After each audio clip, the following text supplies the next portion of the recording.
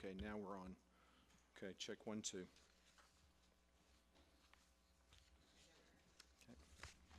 Okay. Good evening. Tonight is January 9, 2018. This is the McLendon-Chisholm City Council meeting. I will call it to order. The time is 6:32 p.m. Will you please rise with me for the pledges to the flag and the invocation? I pledge allegiance to the flag of the United States of America and to the republic for which it stands, one nation, under God, indivisible, with liberty and justice for all. Honor the Texas flag. I pledge allegiance to thee, Texas, one state, under God, one and indivisible.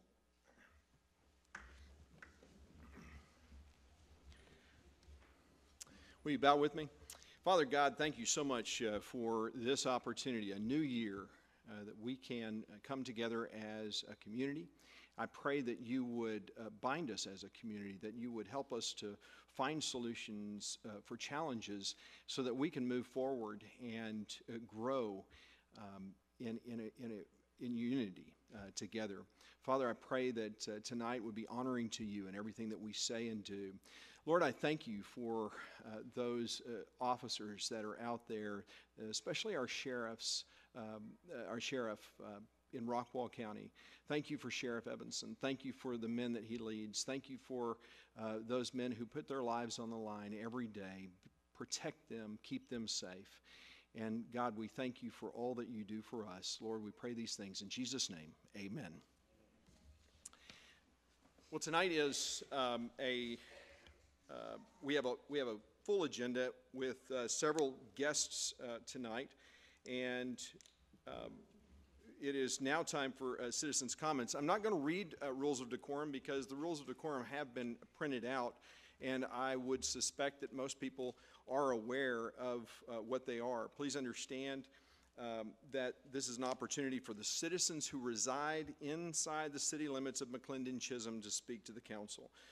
Citizens should stand at the podium, state their name and address, and then express concerns or question. Note that state law does not permit the council to deliberate items that are not on the agenda. So concerns may be referred to the staff or scheduled for consideration at a future city council meeting. If the first person who speaks, if you'll hit the button to turn the microphone on, the floor is open for citizens' comments.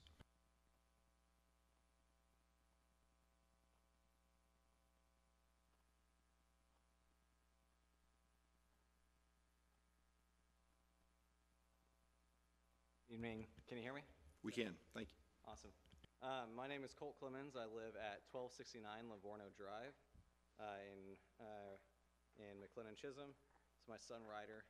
He'll be speaking throughout the meeting probably from time to time, so please forgive him. The concern that I'd like to voice today is it's a very particular concern. I was attacked by a dog while riding my bike on September 26th, 2017. When I was attacked, I called the sheriff's office. I spoke with two really great deputies. They did a great job collecting information and going about the investigation. However, about a month ago, the same dog that attacked me attacked a minor that goes to Rockwall Heath High School. I believe the student is a freshman at Rockwall Heath High School. And so that's a big concern of mine. And then last week, another minor that's a junior at Rockwall Heath High School was attacked by that same dog as well. I don't think that's, I think that's very concerning to me.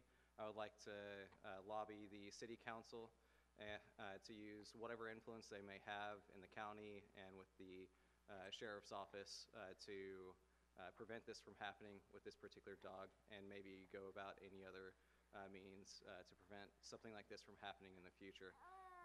I know if it were my son being attacked, I would be even more worked up. I'm a big boy, I can handle myself, but the two kids that were attacked, I think that's unacceptable. And I know our sheriffs do an awesome job It's possible this may have just flew on the radar, or it's been resolved and I'm not very aware of it. But I would love for that to be resolved and that issue taken care of. Thank you so much. It's a tremendous opportunity to speak in front of you guys. Not everyone gets to talk in front of their elected officials, and I really appreciate the honor. Thank you, Colt. Appreciate it, Mr. Clemens.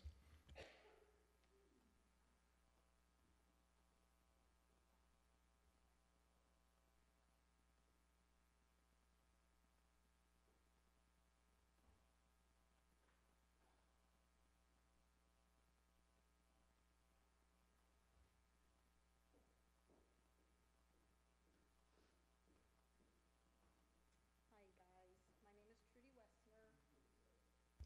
Can you please get behind the mic? Thanks very much. My name is Trudy Westner and I'm at 43 Fireside Drive. I thank you guys for your time. This is about the fire department, of course.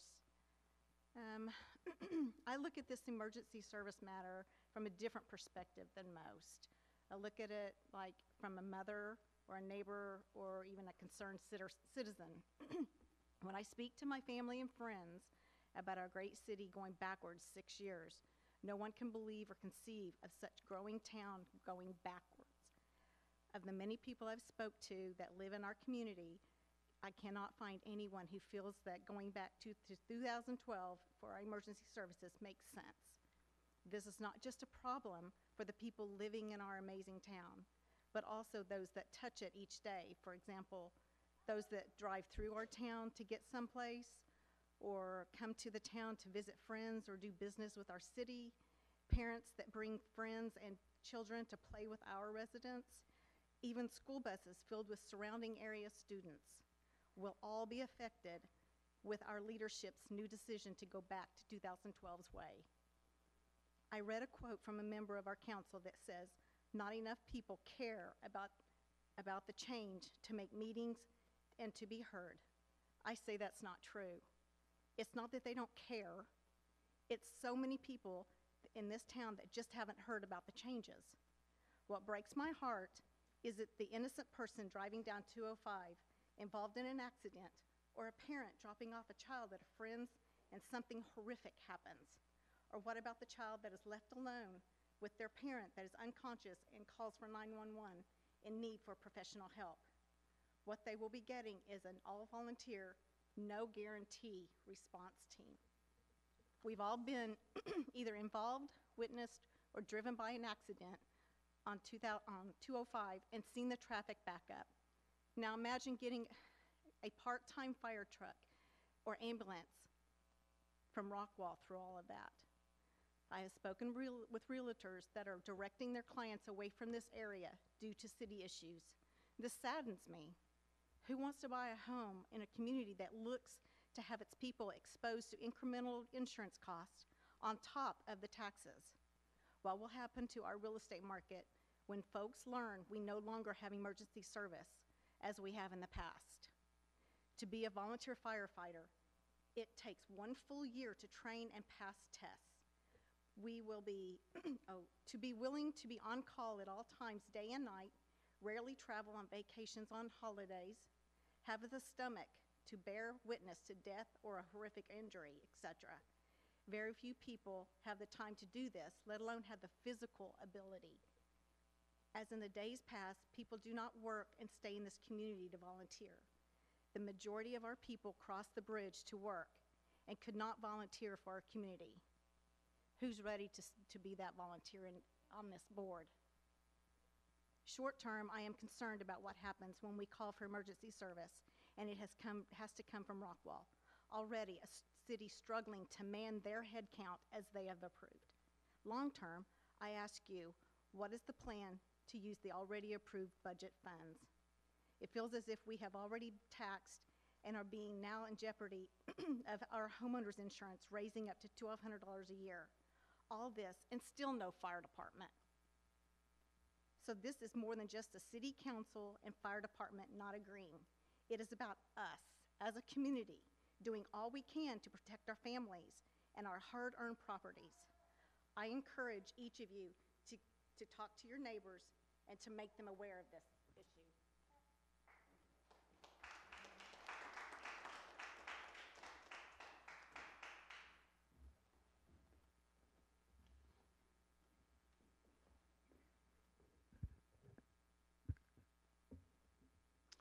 Good evening.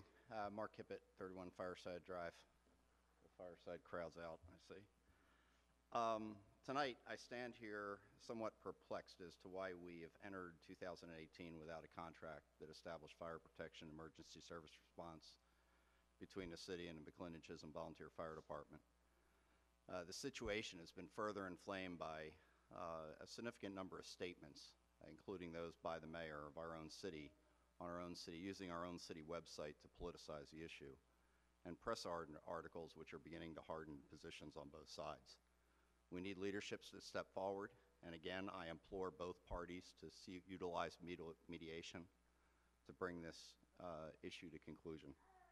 I also implore the council, based on the multiple comments that have been made by your citizens, to re-examine your return to all volunteer status as opposed to maintaining the status quo and daylight staffing. If this issue is not complicated enough, tonight agenda item number 10 suggests a decision's already been made to proceed with the creation of a city-governed volunteer fire department. This would render the proposed feasibility study moot and would clearly result in a degradation of fire and emergency response in the near term. Specifically, as we move forward, after consultation with the county district attorney staff, I call the council's attention to the specifics of Texas Local Government Code, Title IV, Finances, Subtitle A, Municipal Finances, Chapter 102, Municipal Budget. I encourage the mayor and the city council to ensure full compliance with any efforts to amend the approved FY or fiscal year 2018 budget that was adopted on the 26th of September 2017. Specifically, any efforts to redirect funds from line 605 Public Safety under General and Administrative Expenses, item 60502 Fire Protection for the sum of $329,500, which is equivalent to what the request was by the McLendon-Chisholm Volunteer Fire Department for city funding. So there's clearly a correlation between the two. Texas Local Code Title IV, Chapter 102, Section 102.009, Levy of Taxes and Expenditures of Funds under the budget specifies, after final approval of the budget, the governing body may spend municipal funds only in strict compliance with the budget, except in emergencies. An emergency is defined in the code, and given the mayor's comments to council in June of 2017, it can be judged by a reasonable person that the situation we find ourselves in today was very predictable. And while Texas law does not prohibit changes to the budget for municipal purposes, the law is clear that the same process needs to be used to created the original budget must be used to amend the budget. There is an Texas Attorney General opinion on this, opinion number GA0431. This would include the creation of a revised budget and a necessary public notice and public hearings. In conclusion, it would appear any effort near term to redirect the funds for fire protection contained in line item 502 should be done carefully in full compliance with Texas law. Thank you. Thank you.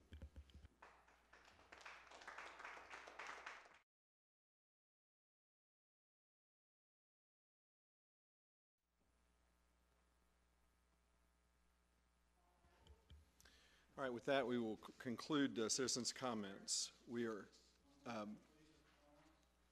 okay, last comment. Again, thank you for the opportunity to speak. I don't have anything. Can you please state your name I'm sorry. and address? Thank you. Robert Quinn, 1401 Carrara Drive, McLendon-Chisholm. So you guys called it fake news when we said that if you guys didn't get your act together, we wouldn't have a fire contract by the end of the year. You each personally stood up here and said that we would have fire protection. We would have a contract by the end of the year. Here it is, 2018, and we still don't have one. So we're filling this room. We're making the comments. We're coming up here and we're giving you the best we can give you. We care about this. So, are you listening?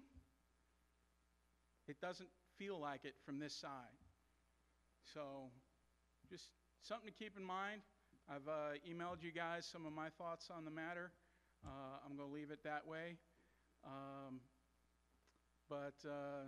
Yeah, you didn't do the job, guys. And yeah, that's half the fire department's fault. I understand that. But the aggravation, the name calling and all of that, we told you it would end up here. And you called us liars. Here we are. Thank you.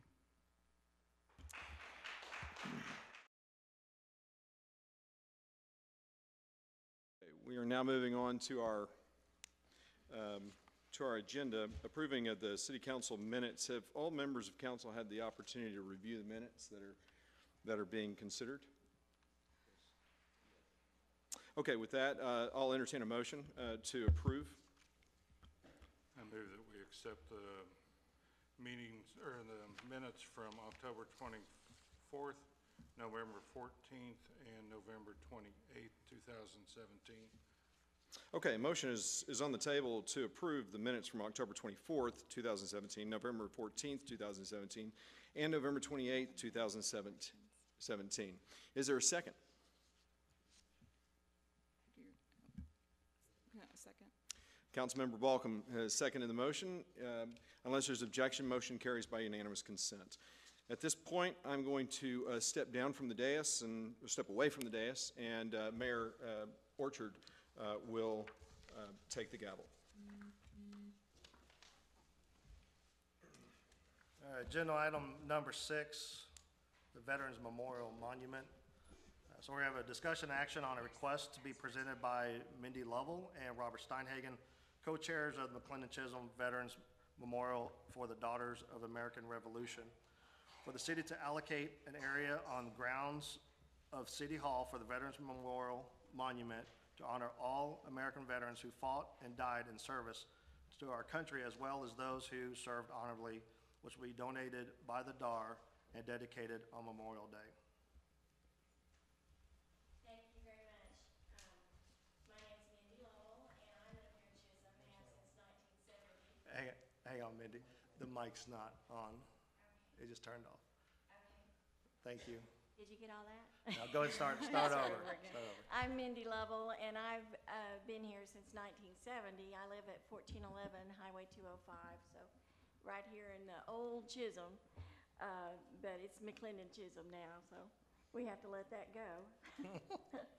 But I'm the past regent of the Rockwall chapter of the Daughters of the American Revolution, and today is with me Tracy Dunn and Haley Dunn from our chapter. We're present today to request your approval on the placement of a Veterans Memorial, which we are asking to be placed at the McLendon-Chisholm City Hall at a place of your choosing. Members of our chapter recognize that there were no veteran memorials in McLendon-Chisholm proper. This memorial will include service men and women who served in the military during times of war and peace. And many of our chapter members had family members who gave service abroad and here at home, so it's a very personal project for us. Currently, there are 58 veterans buried in the Chisholm Cemetery, which is chartered to care for the graves of early settlers of Rockwall County and their descendants buried there. The oldest veteran's grave is of Samuel Beeman, who served in the War of 1812. So we have a long line of veterans here in Chisholm, and we also have many active veterans that we would like to honor in this area, including on this council. I believe Robert told me there were 2. Is that correct? 2 veterans? Is it 1? Sorry. Jim, thank you very much for your service. We've spoken with Memorial Monuments in Arlington, who's a very reputable company, as they install all the memorial monuments in the DFW National Cemetery. And our chapter is raising the funds for the monument itself, so this would be our gift to the city. We have provided a copy of the Memorial Monuments rendering for you to review. I'm sorry I don't have more copies if you would look at it. The monument will stand approximately 3 foot tall at its highest point, 3 foot across and 2 foot deep. It will be black granite and the wording will be a V-sunk carve with white litho, so the words will stand out. We chose a carving versus a bronze plaque due to the possibility of theft in the future, so we wanted to make sure that nothing was taken away from the monument. The measurements do not include the height and width of the pad which the monument will rest on, and we have to, what we'd like to do is get your approval for a placement and then what kind of pad you would require for that.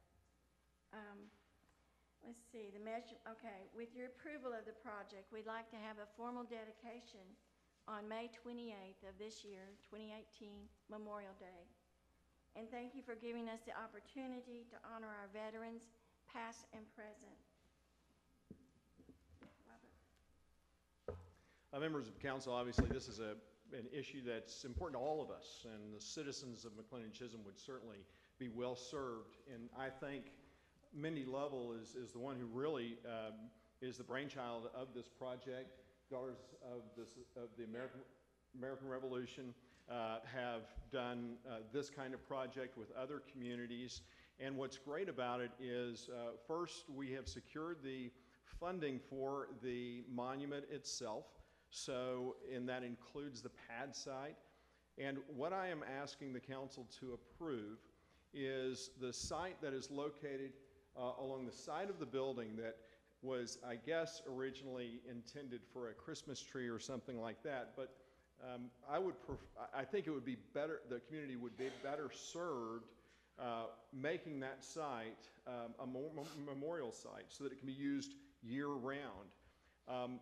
The monument itself is not very large, and what it affords us to do is gives those in our community the opportunity to honor veterans, both who have paid the ultimate sacrifice for our freedom, and those who have served, and those who are still alive. For instance, I know that I would like to honor my dad, who is still alive, my grandfather, and my uncle, both who have passed. But the way to do that, and everyone in the community will have the opportunity to do that, what we would like to do is a brick campaign, and where people can put the name of someone who has served that they would like to honor, that would basically pave around the monument. If you remember that circle area can be paved with those bricks and the names of those and where they and what branch of the service, for instance, that they have served.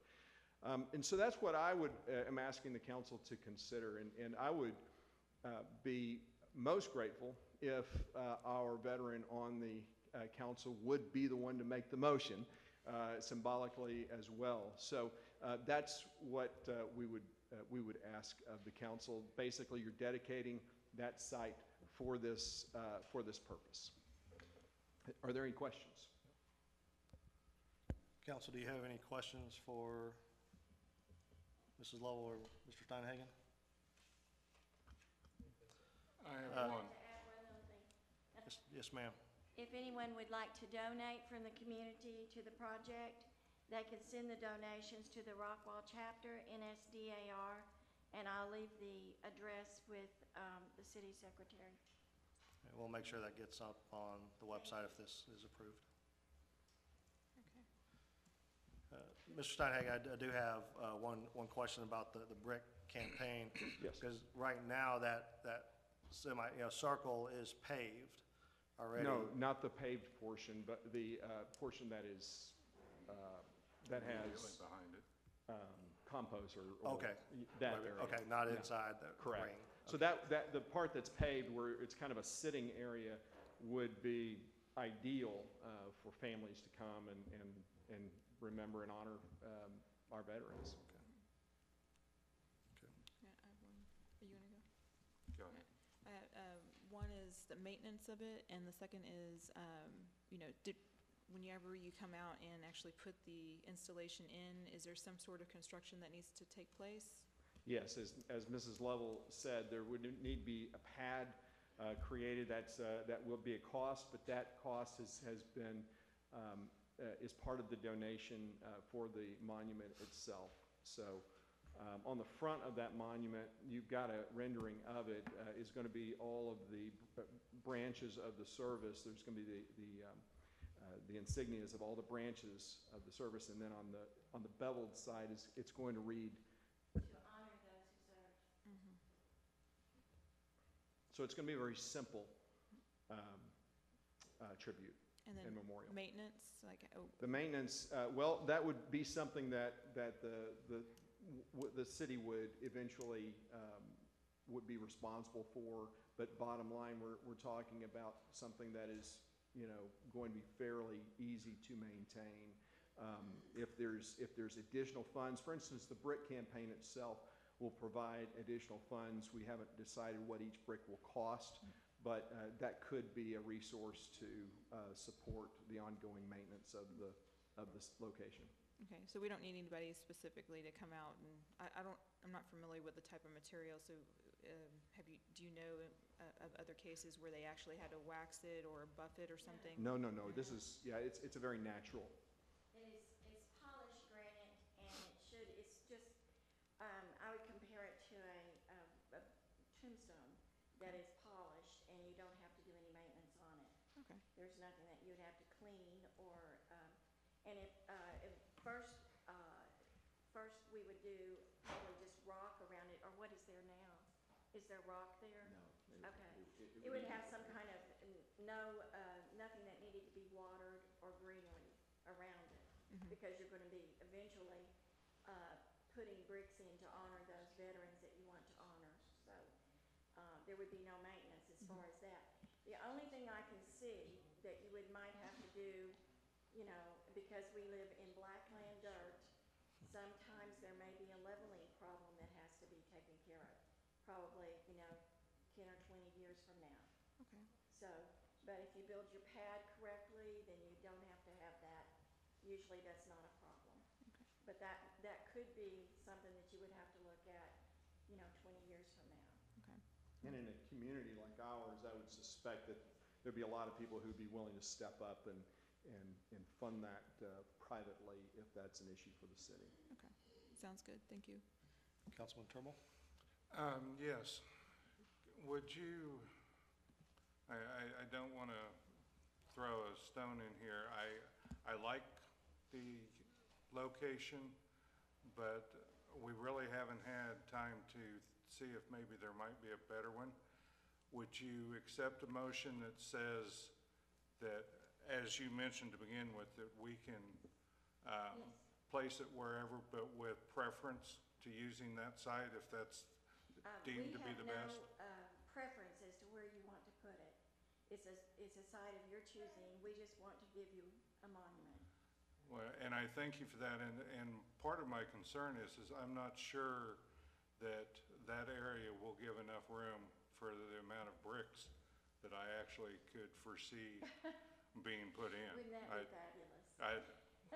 My hometown did the same thing a few years ago, and turnout was about 10 times what they expected. Well, there is also area, if you're considering that area there is also area behind it. Right. That wouldn't interfere with your sidewalks. You have kind Right. of a natural seating area there that would be wonderful for. I agree, for and those that may be, folks. Absolutely the And best your place, but, sidewalk makes it accessible for the handicap, for instance. Right. So you have a good location there, and the area behind it is also available, or Right. not available. I won't say available, it's not my land, but it is, it could be used. right. Mrs. Lovell, Yes, sir. let me say thank you on behalf of all of the past, the present, and all of our future veterans that are going to be coming out of the city of McLendon-Chisholm. We thank you, and we thank you, the Daughters of the American Revolution, that you're thinking about us and that you wanting to praise us and put this monument there. Thank you very much for that. Mr. Mayor, I'd like to make a motion that we would accept this gift from the Daughters of the American Revolution. Okay, a motion on the floor. Do I hear a second? Second. Okay. All in favor? Aye. Aye. Any nays? Motion passes with, thank you very much, Ms. Lovell and Mr. Steinhagen. Thank you, and thank you for your service. Podium will be turned back over to Mayor Steinhagen. Thank you, Mr. Mayor.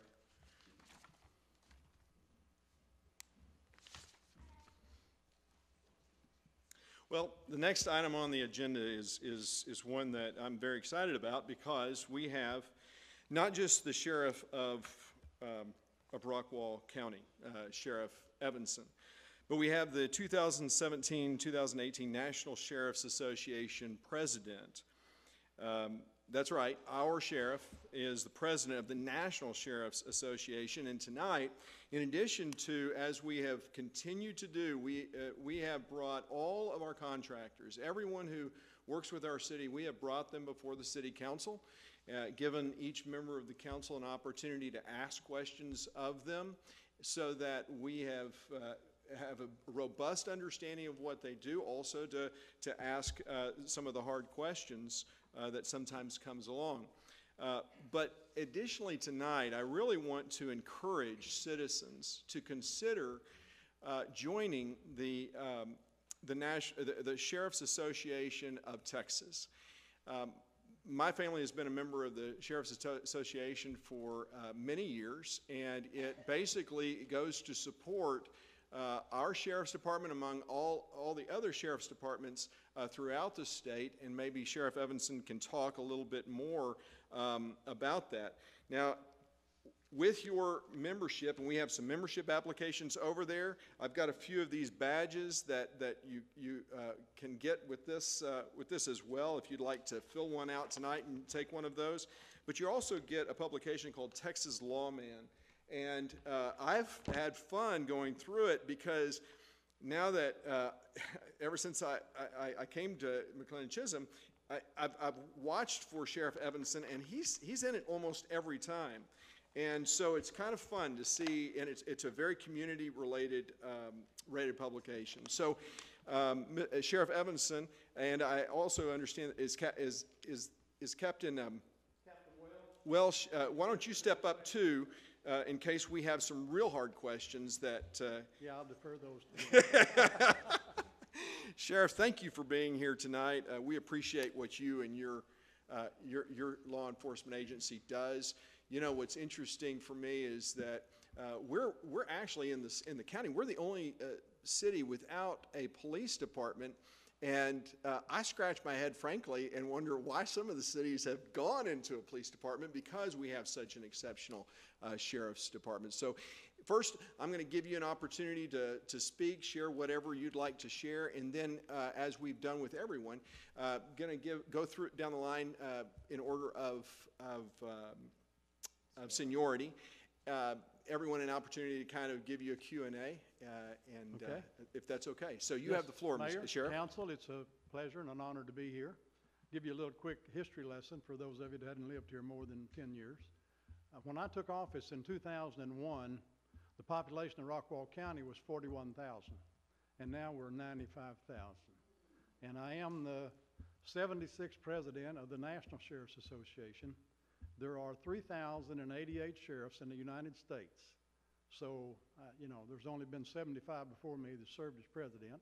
I'm only the 5th from Texas to ever serve in that capacity, and the first in almost 20 years. So what does that bring to Rockwall County, me being involved with that? Well, I think the more knowledge you have and the more understanding you have of what the issues and problems are, the better opportunity you have to be able to address those either collectively or individually. Now, I can tell you without a doubt that the troubles that we face or the issues that we face in Rockwall County are pretty much consistent across the nation. We have issues with mental health issues in our jails. That's a nationwide problem. We have drug trafficking. That is a major problem. We have illegal immigration, people coming into our country illegally, especially those that come in here and commit crimes. So we all have the same problem, and I can tell you about immigration because I've been to the Texas border and I've been to the Arizona border, and I've talked to those sheriffs and ranchers down there about what their problems are. And when they come across the border illegally, they don't just stop in Sanderson, Texas, or El Paso, Texas, or Cochise County, Arizona. They keep going north, and they work their all the way to New York or New Jersey or Maine or Massachusetts, Arkansas, all over the Midwest. So, and of course, you know, some of those people obviously come here seeking a better life. But the mere fact is that they entered our country illegally. And then, unfortunately, there are a lot of them that come here to commit crimes. And drug trafficking is probably number one. Human trafficking is right behind it. And I can tell you, I have seen some videos of and I don't know exactly how they got them made, but these people are absolutely vicious and brutal beyond comprehension. They will kill in a split second with no thought at all. I'll tell you an interesting thing that I found out when I was working on a project here a while back in regard to asset forfeiture. The Drug Enforcement Agency of the United States did a study in 2015 about the transnational drug trafficking organization, which is the cartel. And they discovered that in 5 locations in the United States, the transnational drug gangs were moving from the metropolitan areas of the major cities to the suburban and rural areas to get away from the presence of DEA and the major narcotics units in major cities, the state police narcotics units. Dallas, Texas was one of those 5. So is it possible, I mean, I don't have a clue about what I'm about to say, whether it's true or not. I wouldn't be surprised. And then I'll tell you a little bit about what we're doing to see if we can make sure that it's not here, and if it is here, to do something about it. The drugs go north, the money comes south. They're never together. And the loads go from, let's say Dallas is kind of the distribution point. If you take the Texas border and you look at all the interstate highways that feed north, practically every one of them feed right into Dallas. And so we're the distribution point, and from Dallas, it goes everywhere. Now, we've had, and I'll make this short because this is a whole nother subject really, but there's been a lot of discussion about asset forfeiture. And there's been legislation that's been introduced, not only in our state, but in other states. But every time we have a session, legislation is introduced in regard to requiring a conviction before we can seize assets. Now, that sounds logical on the surface. It really does. That doesn't sound odd. But I just told you the drugs go north, the money comes south. They're never together. So I'm going to give you a classic example that I can't think of a better example. About 4 years ago in Ellis County, a Texas Highway Patrolman stopped a truck tractor semi-trailer and found 2,990 pounds of marijuana on the trailer. And it had been specially designed to hold the dope. Well, they filed a criminal case because they got the dope and a suspect. They filed a civil asset forfeiture on that trailer and tractor. Well, guess which one the attorneys fought the hardest? They fought the civil asset forfeiture. They knew the suspect was never going to appear in court, period. He wasn't. So they knew they didn't, if we would have had a conviction, that truck would have gone back to the cartel to haul more dope north. So that's now, it doesn't sound so logical when you say you need to have a conviction. Sounds illogical. And when I was in Washington and back in February, and we had a discussion about that, I made that comment. I said, I told a senator that had introduced the bill or was going to introduce the bill, if the drug cartel, if he was able to get that bill through the legislature and get it passed, that the drug cartel would probably build a monument to him in Mexico. And I was serious. I wasn't kidding. That wasn't tongue-in-cheek comment. I know they would have applauded him loudly. So needless to say, that drew a lot of attention from the media, and they wanted to ask me a lot of questions. But the thing that they were most interested in, they wanted me to give them the senator's name, and I would not do that. I didn't do that. I would never do that. And one of them was so insistent that I said, look, I did not make that statement because of character assassination or for character assassination. I made that statement because I do not agree with that type of legislation, nor will I ever agree with that type of legislation. So John Whitmire, who's a senator out of Houston, probably one of the most powerful senators in the state, maybe the most senior senator. I've met John and shook hands with him a couple times. He probably doesn't have a clue who I am, or didn't have a clue who I was. But after that statement that I made, and of course the legislature in Texas was in session then, I got 2 emails from, I don't know if they came directly from John, but they came from his office, probably one of his staff, wanting to know what I thought about a bill. So I went from an unknown to John Whitmire to suddenly say, well, I want to know what this guy thinks about this bill. So that, and I thought about that statement about 2 seconds before I made it. If I'd have thought about it longer than that, I might not have made it. But those are some things that are going on at the national level that affect every state and practically every county in this nation.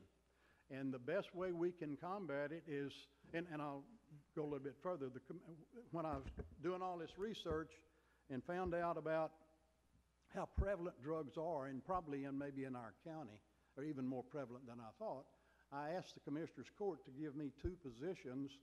And we've already got a special crimes unit that works all intelligence information everywhere in the unincorporated areas of the county, and of course assists the other agencies as well. But I asked them to give me 2 positions to form a criminal drug interdiction, criminal interdiction unit.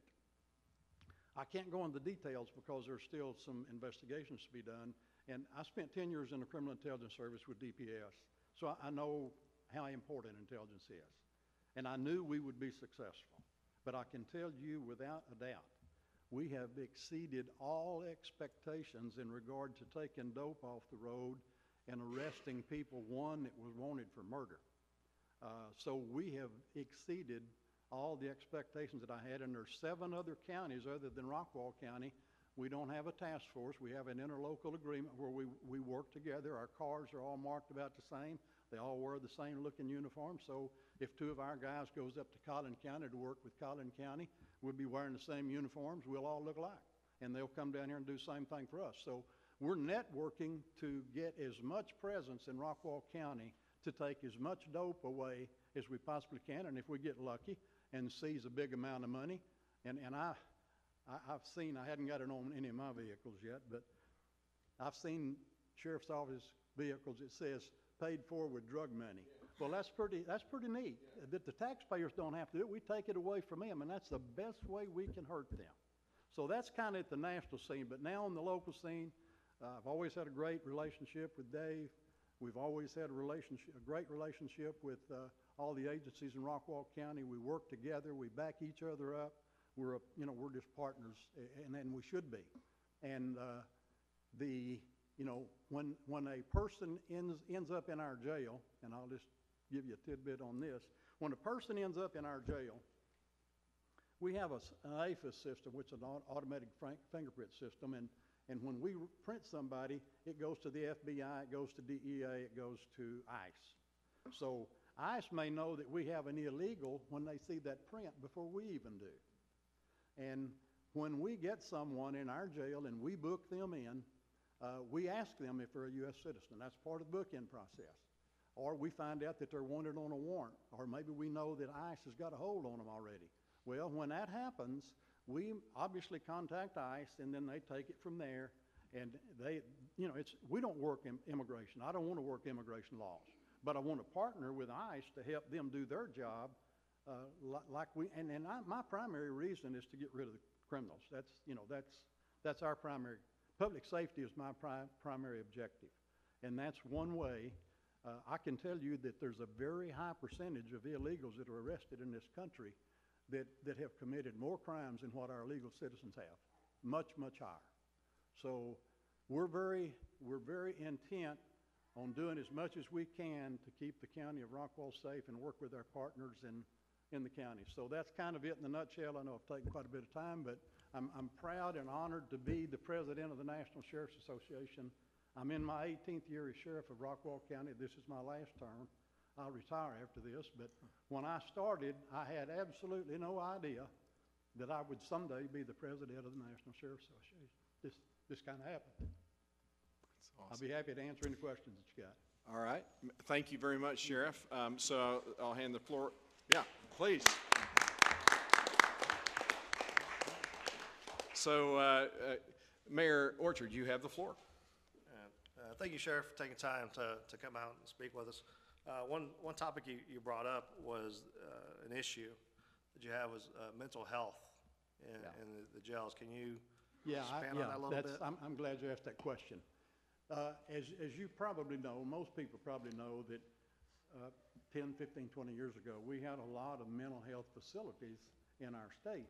And the legislature, in their infinite wisdom, closed a lot of those down thinking they would save the state money. Well, when that happened over a period of time, and it's getting worse every year, it seems like, the jails in our nation have become a dumping ground for the mentally ill. And we have people in our jail that have been in our jail before, and what happens is these people, they don't have any way to get any kind of medical coverage. They have almost nothing to support them, so they'll go commit a petty crime to get put in our jail so they can deal with their health issues. And it puts a tremendous strain on our, I would say that 40, 50, 60% of the people in our jail have some type of mental health problem. And our jail commander, who was at the time a lieutenant, back in 2010, he went to Sam Houston State on some mental health training on how to deal with people with mental health issues in our jails. And each student had to write a paper. Well, he wrote a paper on a program that he thought would work in regard to dealing with mental health issues in our jail, or any jail. And he was recognized by the National Sheriff's Association in 2012 and received the first Innovations Corrections Award that had ever been given by NSA for the work that he had done in the area of mental health. I know a sheriff down in Limestone County is probably the most knowledgeable person in the state of Texas in regard to mental health issues, and it's a passion to him. He feels just like most all sheriffs do. They don't belong in our jails. They need to be somewhere where they can be treated like they need to be treated. And that's, you know, it puts a strain on the budget in our county because we don't have mental health facilities to take them to, and they end up in our jails. And it's just basically an unfunded mandate for the counties to have to deal with that issue instead of the state dealing with it like they should. Do you have specialists, doctors or something that Yes, helps we do with have that? a doctor that we contract with, we do. And I think probably, I say this with some certainty, I'm not positive about this, but I think we're significantly ahead of the curve in regard to our program of dealing with mental health problems in our jail. I know we've had people call us and want to come talk to us about how we set up our program and all this, you know. And we've had that same thing happen in regard to the way we run our jail. I don't know how many of you have lived here long enough to know that 20, 25 years ago, Rockwall County had major problems in their jail and in their sheriff's office, and that's exactly why I was asked to run for sheriff. I was running my own consulting business after I left 16 years in the corporate world, after spending 18 years with DPS, and I was asked to run for sheriff in Rockwall County. And I would not have ever done that on my own, but you know, sometimes I think you do what you really are supposed to do, and I think this is what I was supposed to do. One other question is, what kind of work does the sheriff's department do with the schools, talking about drugs and? Well, we do not, of course, we don't have any resource officers in the schools. The cities take care of that.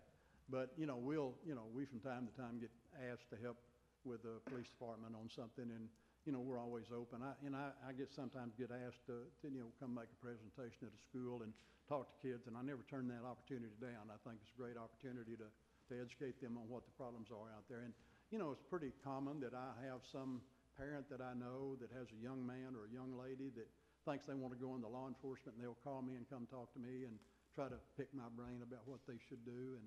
And I have a really kind of unique story to tell them. I knew when I was a sophomore in high school I wanted to be a highway patrolman, and nobody in my family had ever been law enforcement. But I knew that's what I wanted to do when I was a sophomore in high school.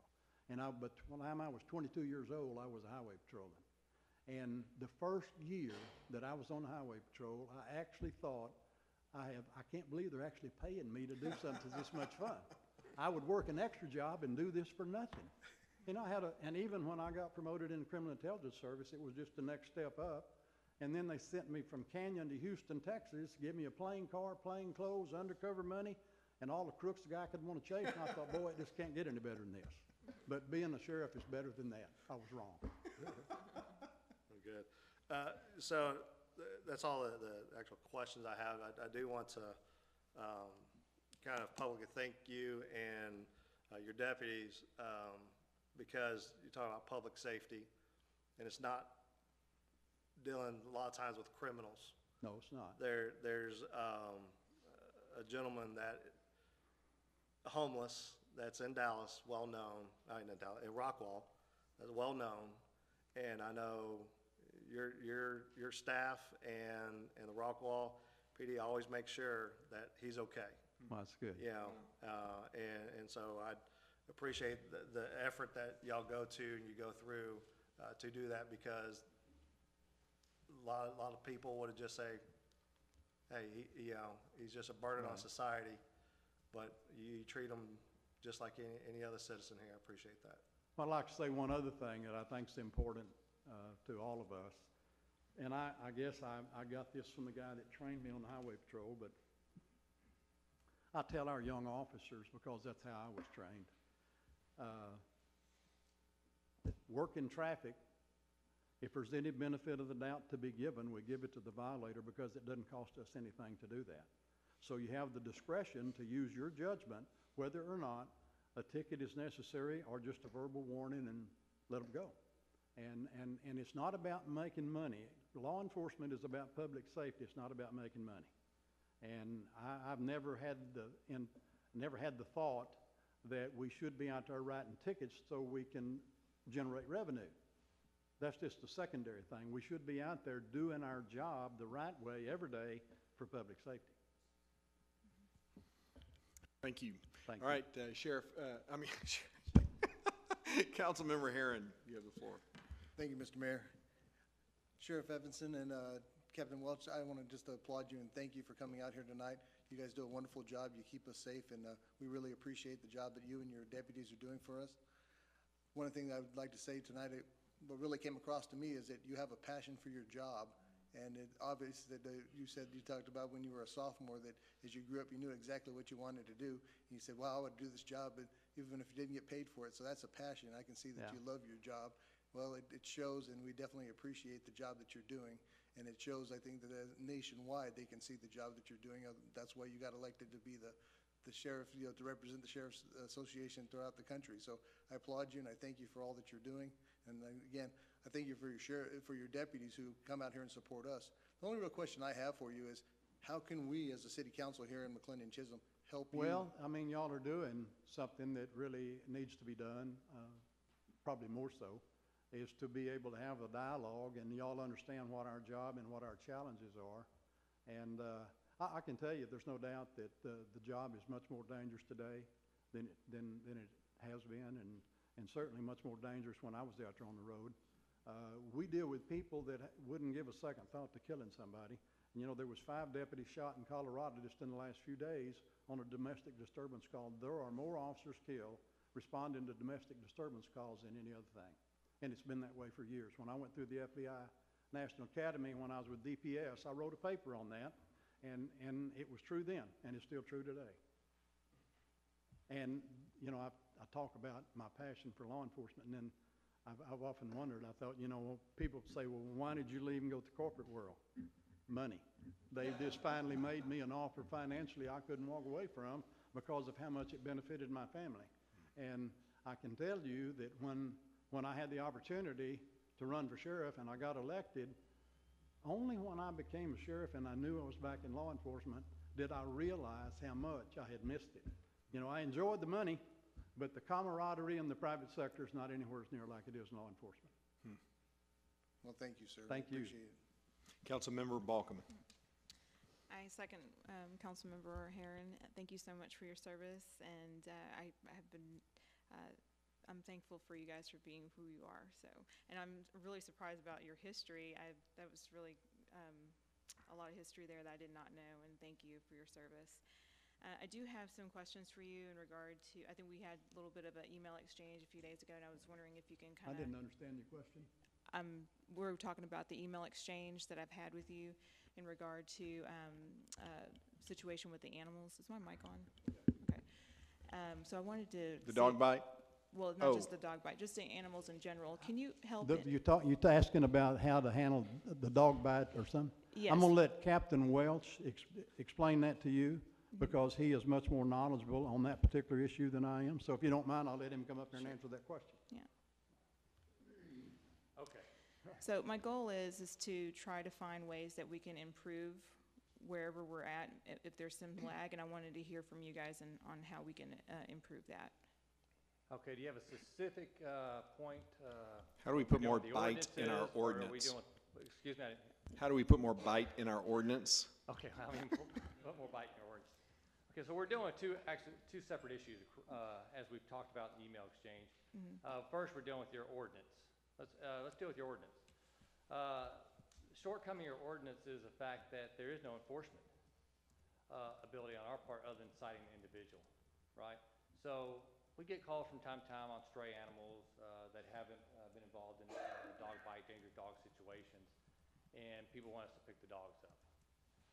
The problem is the county of Rockwall has an agreement with the city of Rockwall for animal control services. But that agreement is limited to the unincorporated areas of the county. So what McLendon-Chisholm would have to do is enter into a separate MOU with the city of Rockwall for animal control services, giving us the authority to call on y'all's behalf. That's pretty much the short answer on that. As far as the dog bites go, I looked at the incident in reference September 26th that he's talking about when he was bicycling. I think we had some conversations. It opened up a concern of mine when I looked at the report, and we reopened that investigation. And my understanding, that dog has since been declared as a dangerous dog. I'm sorry, say that again. That particular dog in question has been declared a dangerous dog, and the owner's been notified of such. Okay, so what does that mean, declared? Basically, it means that there are certain insurance requirements that they must meet, and the dog cannot be allowed to run at large. I mean, it has to be restrained at all times.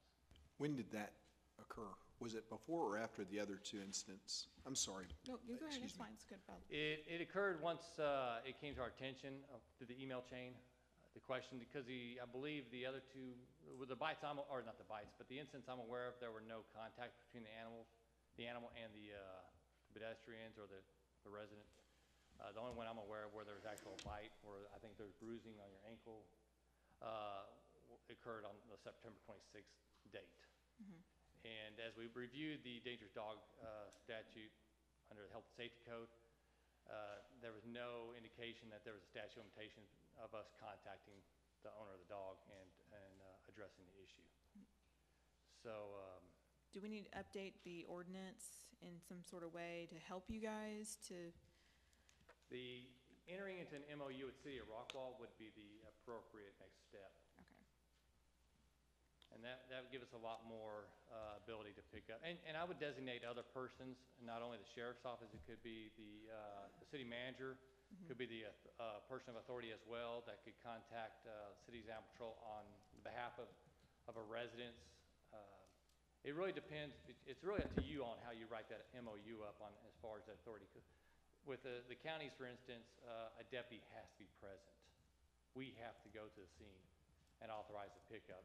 A resident in the unincorporated areas cannot just call the city of Rockwall Animal Control and say, I need you to come pick my dog up, because there are obviously financial costs to the county for every animal we pick up, and such situation would exist between the city of Rockwall and McLendon-Chisholm as well. And just on the back end, because I know about another situation where a dog was considered dangerous. Talking about the puppy? Yeah, Okay. it's a German Shepherd?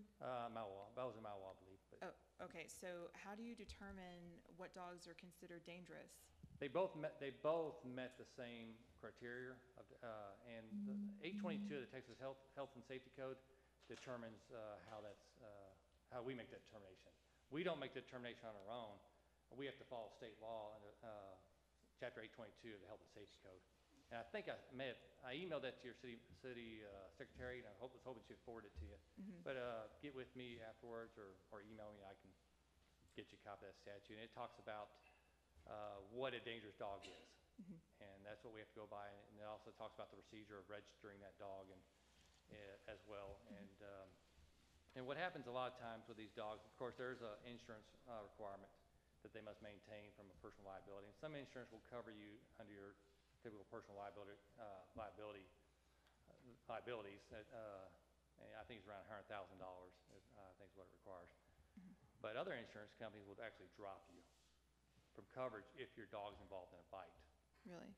So that kind of helps solve the problem in some ways, because if you can't find a homeowner's insurance that's willing to cover you for having a dog that's prone to bite people, then you're more likely to get rid of that dog.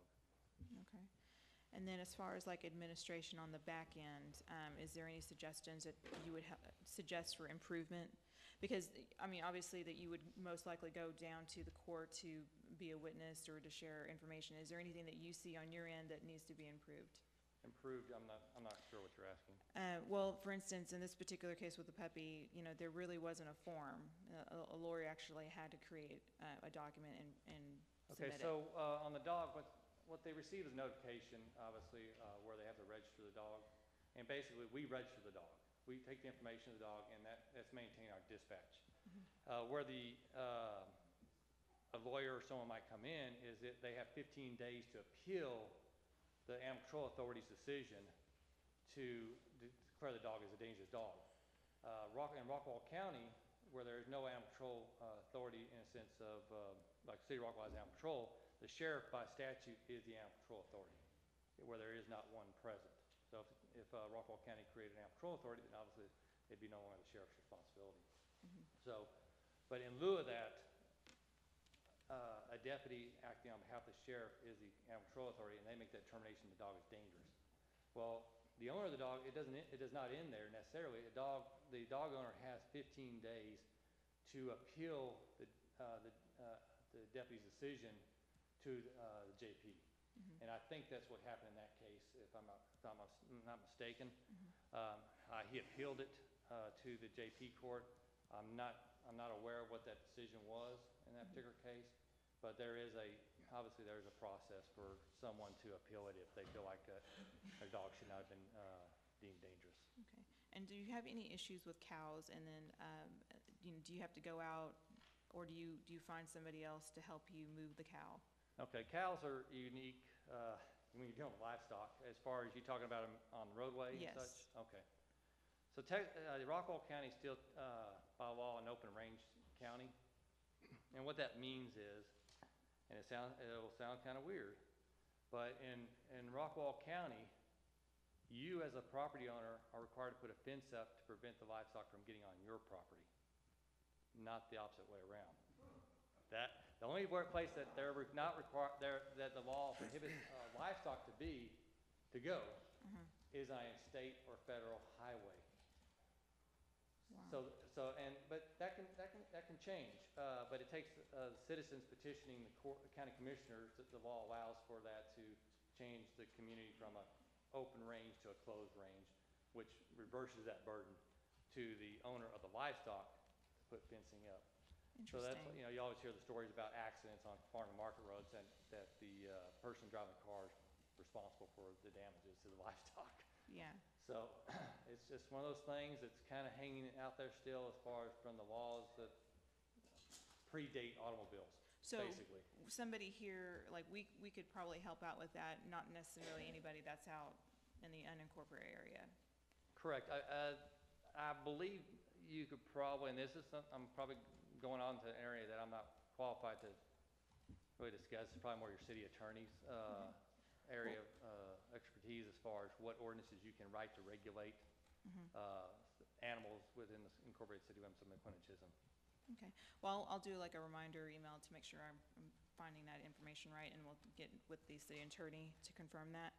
And then one more thing is, we live in wide open spaces and we enjoy our nature and all that. So what would you recommend in regard to extensive ATV wheeling in on farmlands?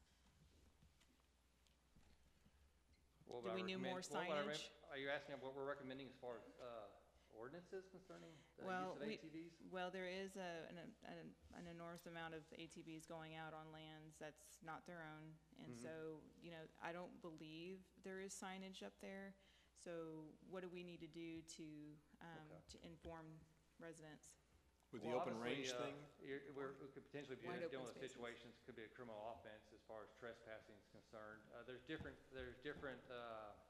under the criminal trespass laws in the penal code, it really determines, to the degree of the offense is determined by what the property is being currently used for. So if it's, obviously, if it's currently being used in an agricultural setting, growing crops, it's a higher offense to trespass onto that property, even if there is no posting, if it's not your property. It's kind of one of those things that it's,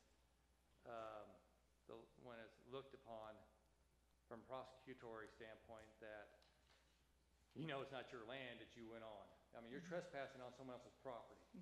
You know you don't have a lawful reason to be there on that property. It's trespassing. We deal with it from time to time with trespassing on individuals' property, and we do our best to contact the property owner to determine if that person has a legal reason to be there. It's a little bit easier because we can access the CAD, Central Appraisal District records, and to see who the property owner is.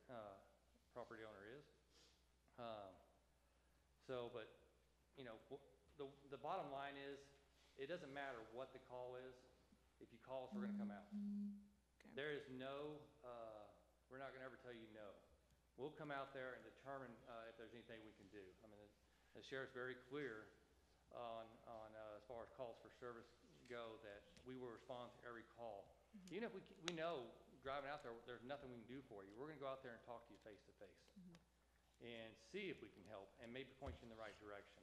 And it might be we point them right back to you as a city council person to reach out to their city elected officials to maybe solve that problem if we're inside the city of McLendon-Chisholm, for instance. Well, thank you so much. You've been very helpful. Yes, ma'am. And you're all more welcome to contact me at any time if you have questions. Definitely. Any other questions I can answer for you? Councilmember Turnbull. I have two, and Captain Welch, I'd like to follow up on Councilmember Balcom's question on four-wheeling. We have some roads that are still gravel and have a tendency to hold water. If somebody is seen taking their four-wheeler and just basically going back and forth through a low area having fun, which is actually destroying a county road, is that an offense, or is that just bad behavior? By law, under the traffic code, you cannot operate an all-terrain vehicle on a public roadway. Okay, I'm referring to a four-wheel drive pickup. Oh, I'm sorry. Okay, I'm sorry.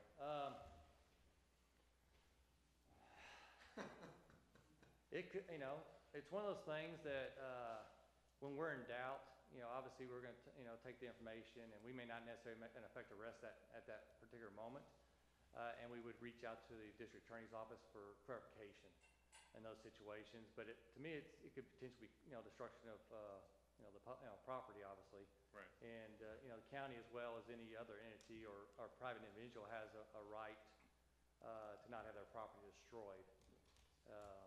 So I would say at the very least, again, we're going to come out, we're going to investigate it, and even though we may not take immediate action at that particular moment, if we have any doubt, then we're going to reach out. They're either going to reach out to their supervisor, or maybe an investigator or someone or myself, because I will get called at the middle of the night from my sergeants if they have a question.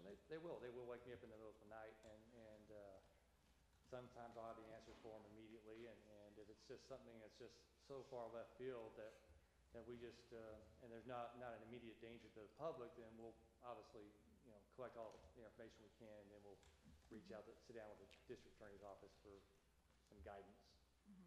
Okay, and my second question,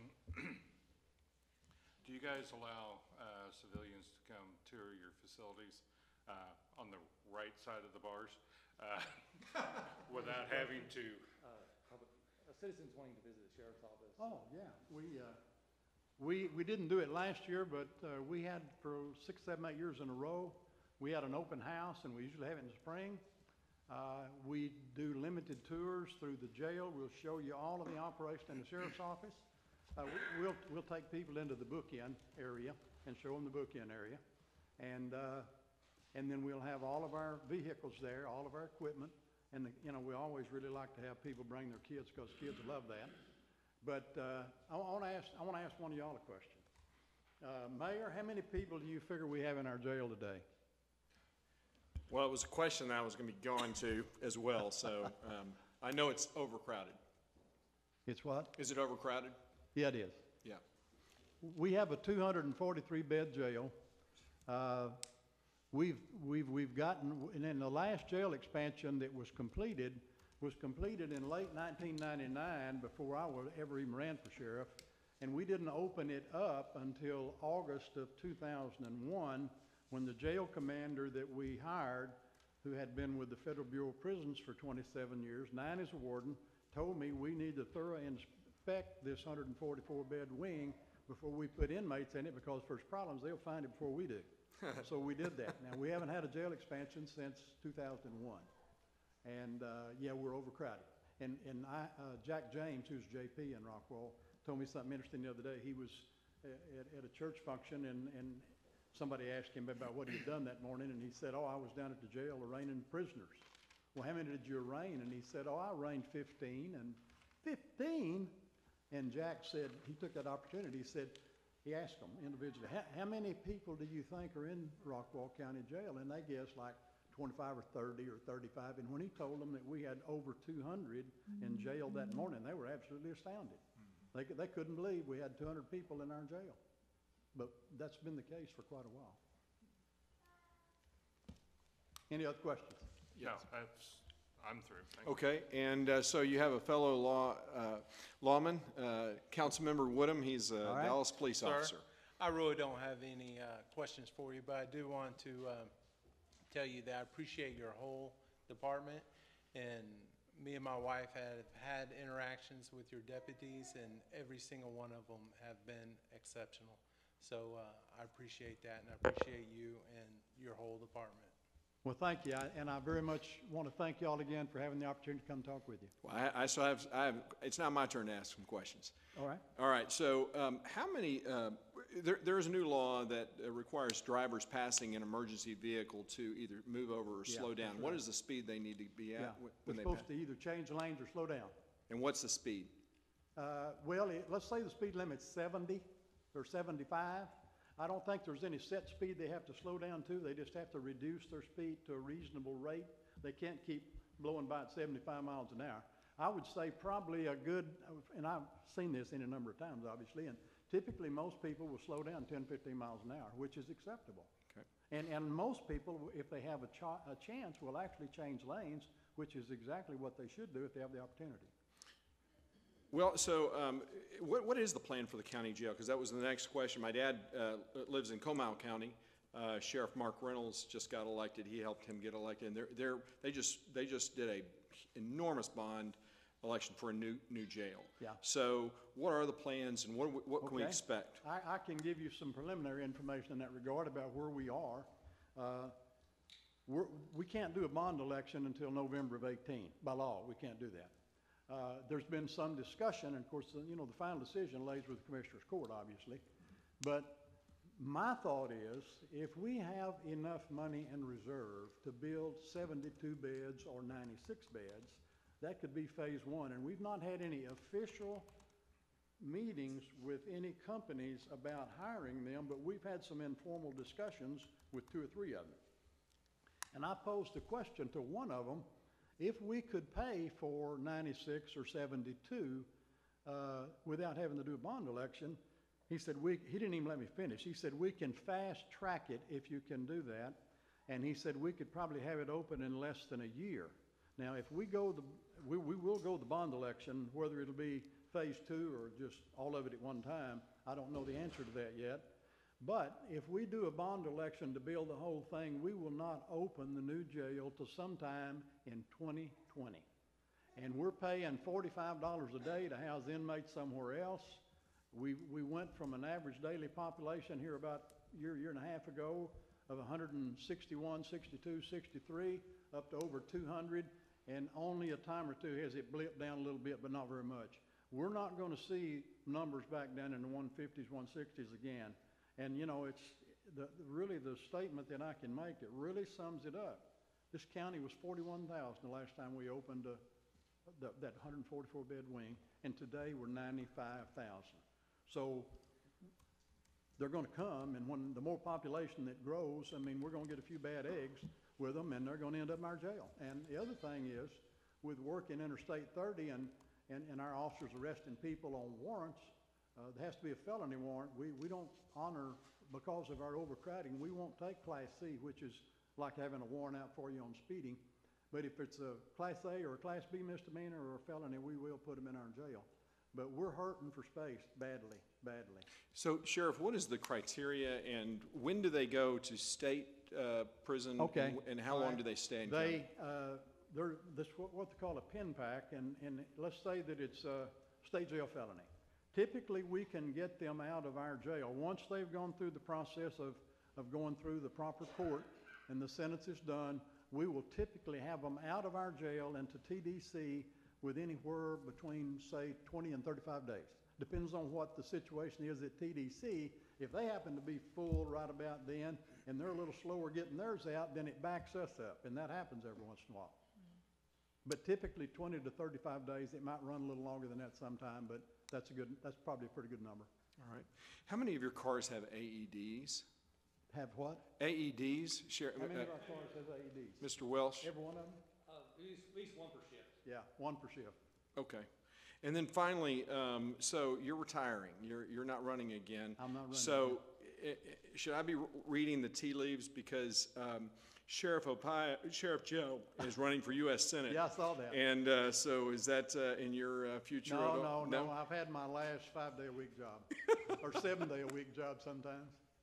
I'm going to, I mean, I'll do some volunteer work for Homes for Our Troops, YMCA and stuff like that, but I'm not interested in soliciting another job. Well, I just want to tell you, when I first took over as mayor, you're one of the people that I visited with, and we talked for a couple of hours, and I just appreciate the time that you gave me.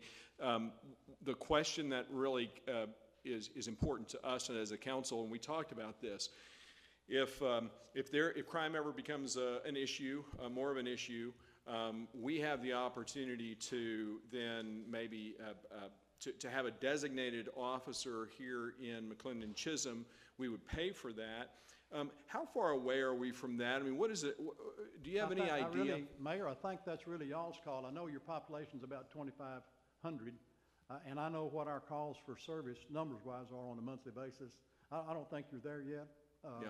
I think we just continue to look at it. Y'all look at it, we look at it, and when it comes time for us to have a sit-down conversation about what are we going to do in the future and how are we going to get it done, I'll give you, I'm not saying we'll follow this same model, but when we contracted with Fate probably 7, 8 years ago, maybe 9, but 7 or 8 years ago, we started out with one officer, 40 hours a week. I mean, that's really all the additional coverage that they thought they needed. Of course, back then, you know, Fate is probably 9,500 population today. Back when they started with one officer, they were probably somewhere around 2,500, 3,000. So you're probably not far. But do you know, can you ballpark it for us? What are we looking at annually? You can't do that yet? Well, you're going to have to pay the salary for the officer, right, and his benefits, and the car, right, all the equipment. An officer with all the benefits would probably cost you somewhere around $80,000. That's salary, benefits, etc. Might be a little more than that. Then, of course, the vehicle. And then there's a lot of options that we can have from a discussion standpoint in regard to the equipment. What we did with Fate, and they were agreeable to it, is that the contract read that if they cancel the contract, or we cancel the contract, that the units, the patrol cars, would come back to the sheriff's office. Now, that don't mean we'd have to do that same way again. I mean, that's one of those deals we just sit down and talk about. Great. And come to an agreement that we think is good for both sides.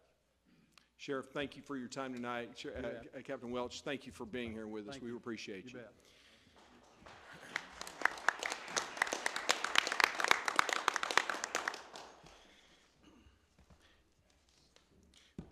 Before we move to the next item, I just want to remind those in the chamber that talking during while chamber is going is distracting. The acoustics in this room are really terrible, so we pick that up. So if you do want to have a conversation, we would ask that you take it outside.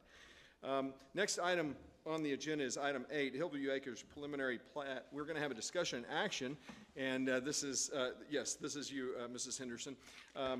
Regarding Hillview Acres preliminary plat consisting of 3 lots at 4.9 acres in the ETJ of McLendon-Chisholm, currently described as tract of land located at the J.A. Ramsey Survey, tract 12-4, requested by Mrs. Henderson. Mr. Coker is not here. Do you have the summary here? And just be aware, we don't have any authority over the ETJ.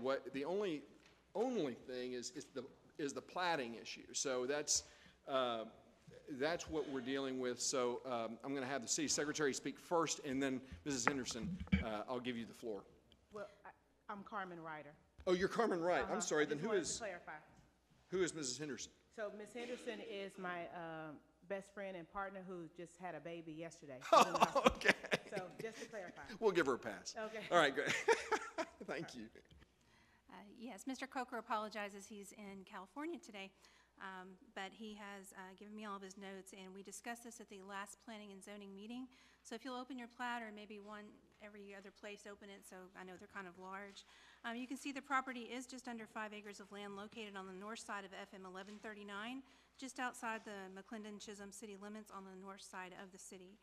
The request is to provide for 3 residential lots with a minimum lot size of 1.5 acres with on-site sanitary sewage facilities.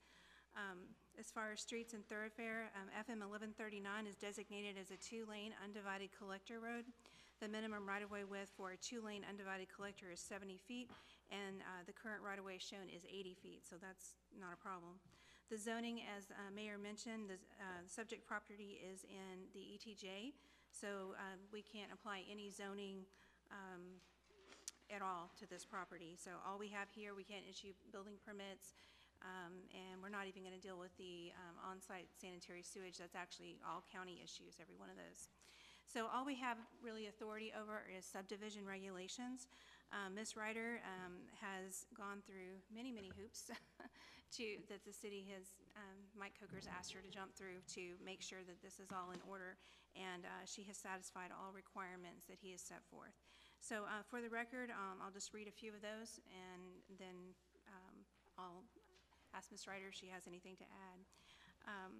The applicant from the beginning has made all the modifications required by the Planning and Zoning Commission and has satisfied the fire chief's requirements as far as design of a fire lane and all cross-access easements. The conditions listed, just for the record here, are dedicate a shared access easement between lots 1, 2, and 3. Relabel Family Drive to shared access and fire lane easement. Remove language that specifies a gravel road and gravel turnaround and label the shared access and fire lane with shared access and fire lane easement shall comply with McLendon-Chisholm Fire Department engineering design standard requirements. All those things have been done. Show the actual right-of-way width on 1139. That's been done as well. Increase the width of the 15-foot wide utility easement that runs parallel to the front of the property from 15 to 40 feet to accommodate existing overhead power lines, and adjust the lot size to provide for 1.5 acres of land exclusive of the shared access easement. You can look at the plat and you can see that they're all like 1.7 acres or so per lot. The county required at least 1.5 acres, so they worked very hard to kind of configure the lots to make all that happen. Comply with county requirements for on-site sanitary sewage. Provide confirmation from TxDOT that the driveway access has all been approved and that was received. And the property owner agrees to comply with all subdivision regulations and development city and county requirements.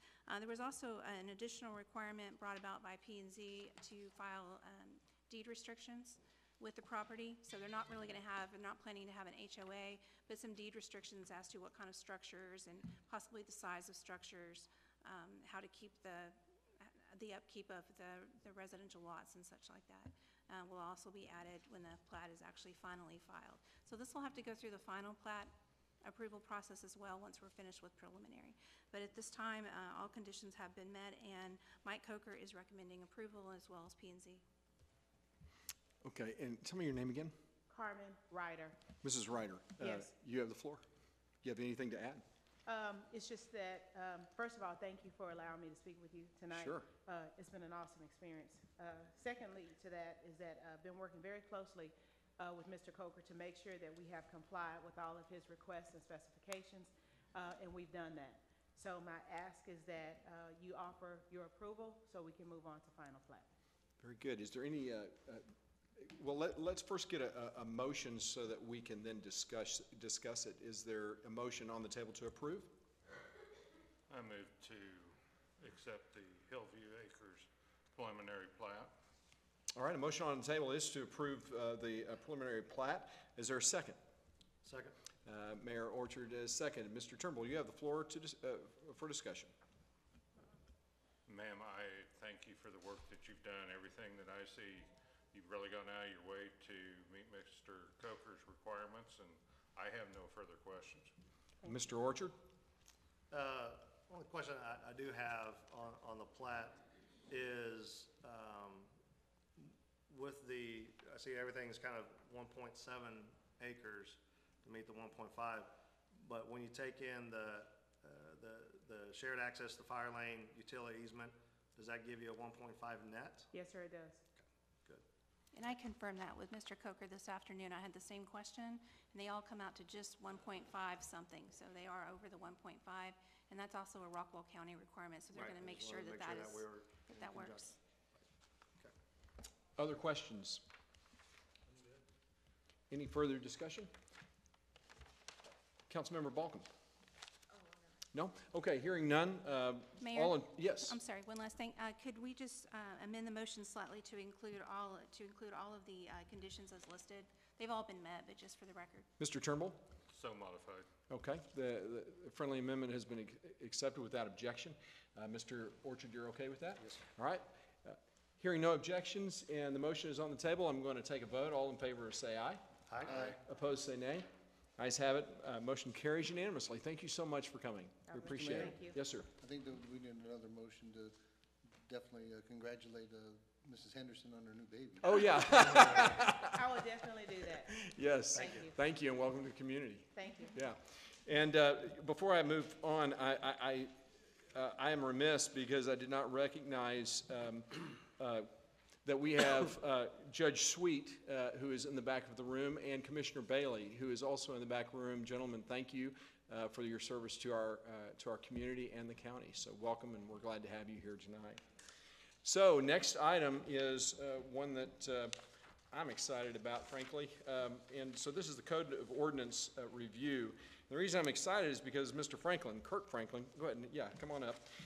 He is actually the owner of Franklin Legal. And what's remarkable about this to me, Mr. Franklin, is that you're a pretty big company, and this ain't your first rodeo. You're everywhere. Yeah. And it was funny, Elise and I were our city secretary and I were talking, and she said, yeah, I called up and talked to Mr. Franklin directly. I was like, really? Okay, so we were both very impressed. We're very hands-on.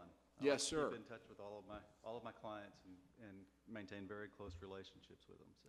Well, we currently have, we do our ordinances through you currently. Correct. And it's our understanding that at one time you had offered to do a review of our ordinances because we had started the process, and obviously we're still going to go through some of them because what you're offering, I understand, is to make sure that we're in compliance with the law and that that everything applies to our city. Is that correct? Sure. Go ahead. I'm going to give you the floor. Let me just give you a little bit of history, a little background first, in terms of the code that you have now. The code that you have now, we prepared in 2013. Previously, it was done by a competing company whose name I won't mention because they're a competitor. But they're out of Florida. We're the only Texas-based company that does this. So we took over the code in 2013, like I said. We republished it, reorganized it, and at that time we offered to do a full legal review.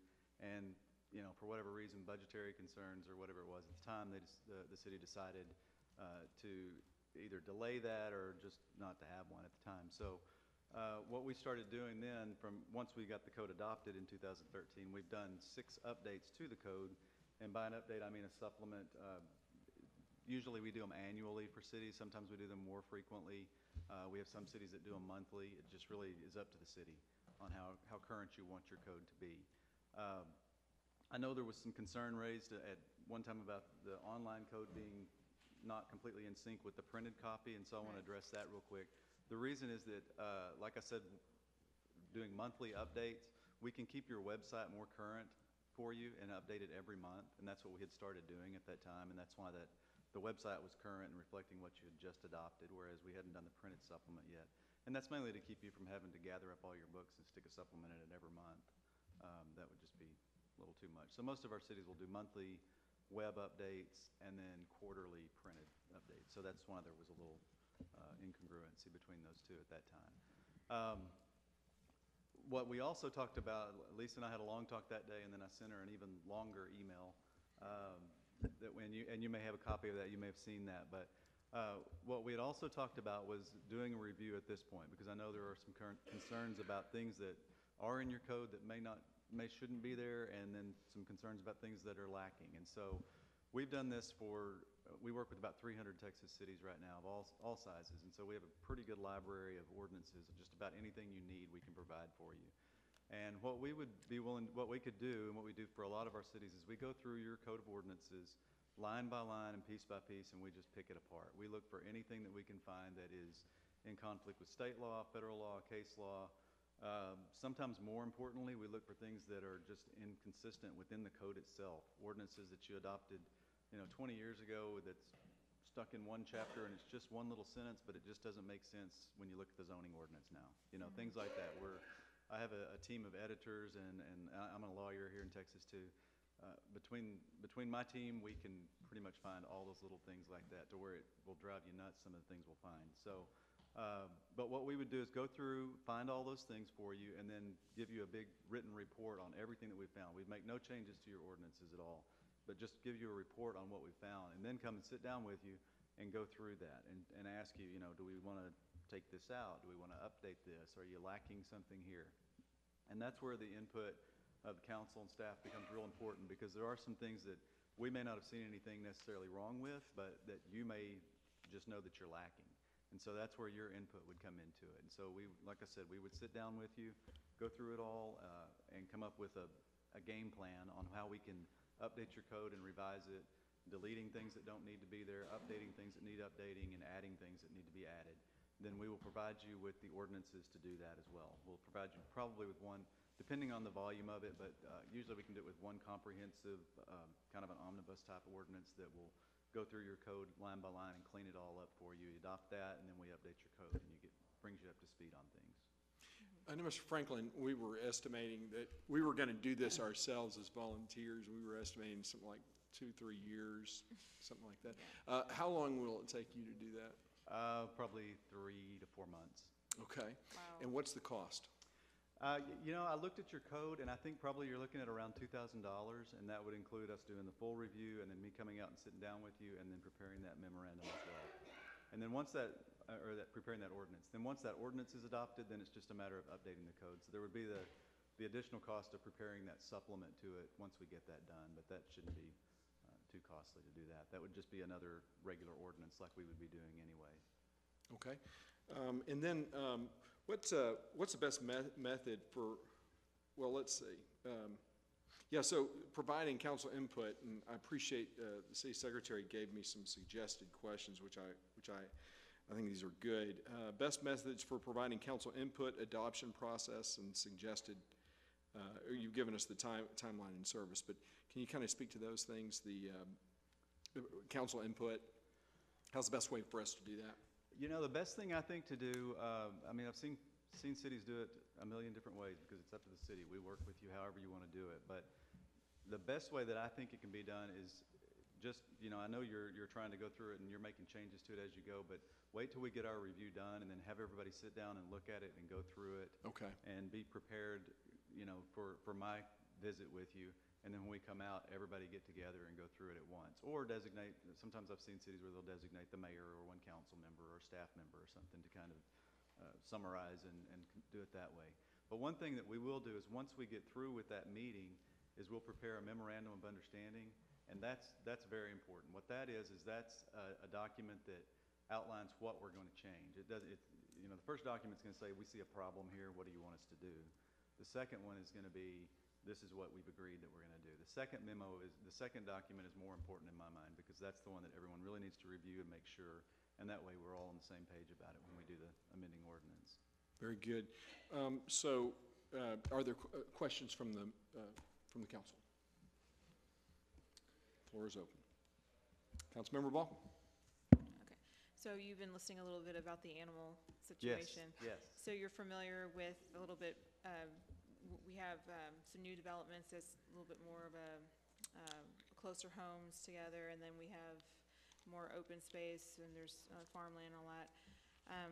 I know that a lot of people love their cats, and they're a great use for the barn, but we have some cats that do wander the neighborhood, and so there's a little bit of confusion. I wouldn't say confusion, but there is a little concern in the ordinance, the wording. So if you can just kind of make a note about that to help us to be able to define a little bit more of the wording about animal, and to be able to accommodate the type of city that we're in. And that's the kind of situation, especially when you start talking about cats. There are ordinances all over the place on how to deal with cats. Some cities try to, regulate stray cats, which I don't know how they manage to do that, but they try. Some cities regulate it by the number of animals that a person can keep in their house. Six animals, dogs or cats or combination thereof, something like that. There's a million different ways to do that. And so we can look at your ordinance and then make some suggestions, and then I can show you some of those samples from other cities.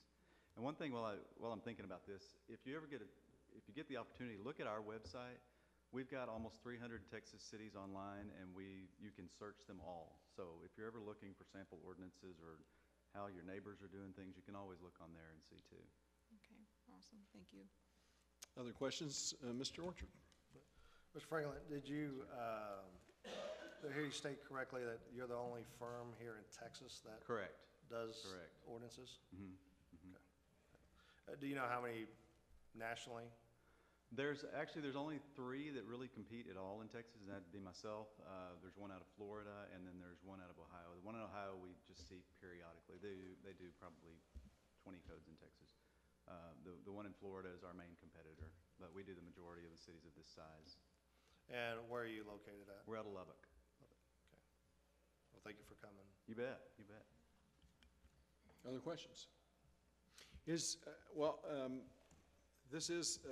is an action. So I would entertain a motion to approve moving forward with this process. Is there anyone who would be willing to make that motion? Before we do that, can I Sure. just ask, okay, you said it was 3 to 4 months. What's the earliest time frame do you think we could get started if we do approve this? Tomorrow morning, soon enough. We can get started on it right away. I mean, we've got all your stuff already, so it would be really easy for us to get started on it. Okay. And the only reason I'm giving you that little leeway of 3 to 4 months is because I don't know how convenient it's going to be for everybody to get together to meet with me when we come back out, and how long you're going to take to review. So just kind of giving a little window of opportunity there for that. So when you say that you were going to actually meet with us individually, or is that? Or Yeah, I'll meet come at back out and council? we can do a work session or, Like a workshop Yeah. day? Yeah, workshop. Yeah, whatever works for you. Okay, sounds good. I'm good. Would you like to make a motion? Yes, I would like to make a motion to approve this. Is that? To approve moving forward with the review, and how do you want to, what do we call this? We just usually we do it as a codification and legal review services all in one ball of wax as we're doing a new code. So in this case, I would just say legal review services on the Code of Ordinances. Okay, and so that's the motion that you're making? Yes, I agree. Okay, very good. It'd be easier to, and Lisa, are you good with that? Is there a second? Second. Mr. Woodham has seconded the motion. Any other discussion? Yes, sir, Mr. Orchard. Does that motion have a limit, financial, how much cost? It does not. So would you like to would you like to make a friendly amendment to the motion, Mr. Orchard? Well, I do believe you said $2,000 would probably be the ceiling. Yes, sir. So I think that we would need to amend the motion to a maximum of $2,000 on that. Would you would you welcome that amendment? Absolutely. Okay, any objection, Mr. Woodham? No. Okay, hearing none, that is the motion. Any other discussion? Hearing none, all in favor say aye. Aye. Opposed say nay. Ayes have it, motion carries unanimously. All right, with that. Thank you all very much. Thank you very much, Mr. Franklin. You bet, I appreciate y'all's time. Really appreciate it. With that, we're going to take a break. Thank you. We're going to take a break, and we will reconvene in about 20 minutes.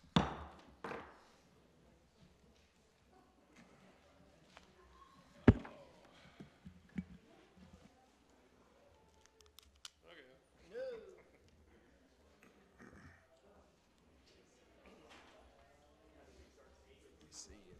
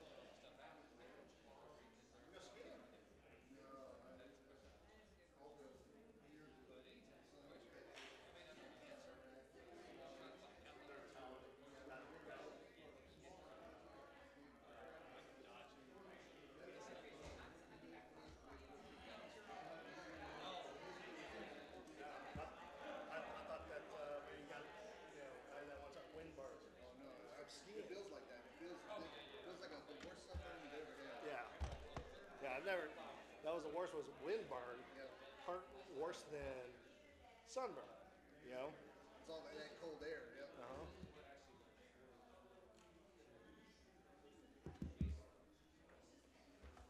Yeah, if they ever tell you about putting it's called fluorouracil on your face, don't do it. Especially for 14 days. Well, I guess it's better than getting skin cancer, but not much better.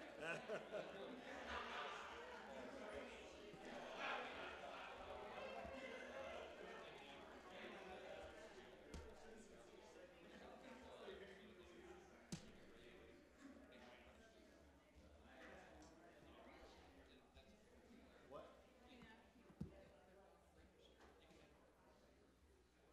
Yeah, we're not doing it. Yes. That one.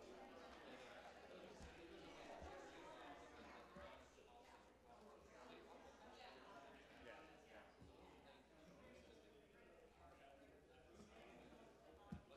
Yeah. What, do you have you know what it's called that they, when they go outside incorporated? Yeah.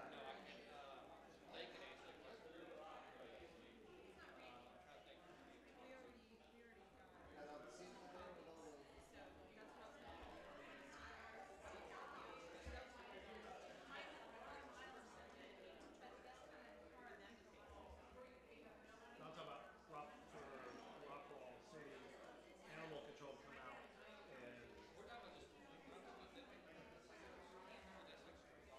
Right, right.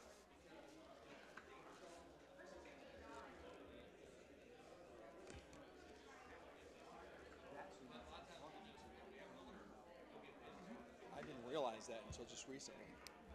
No, and like you said, I spent an hour. Hey, Mayor, will you just make a brief comment that I am on call?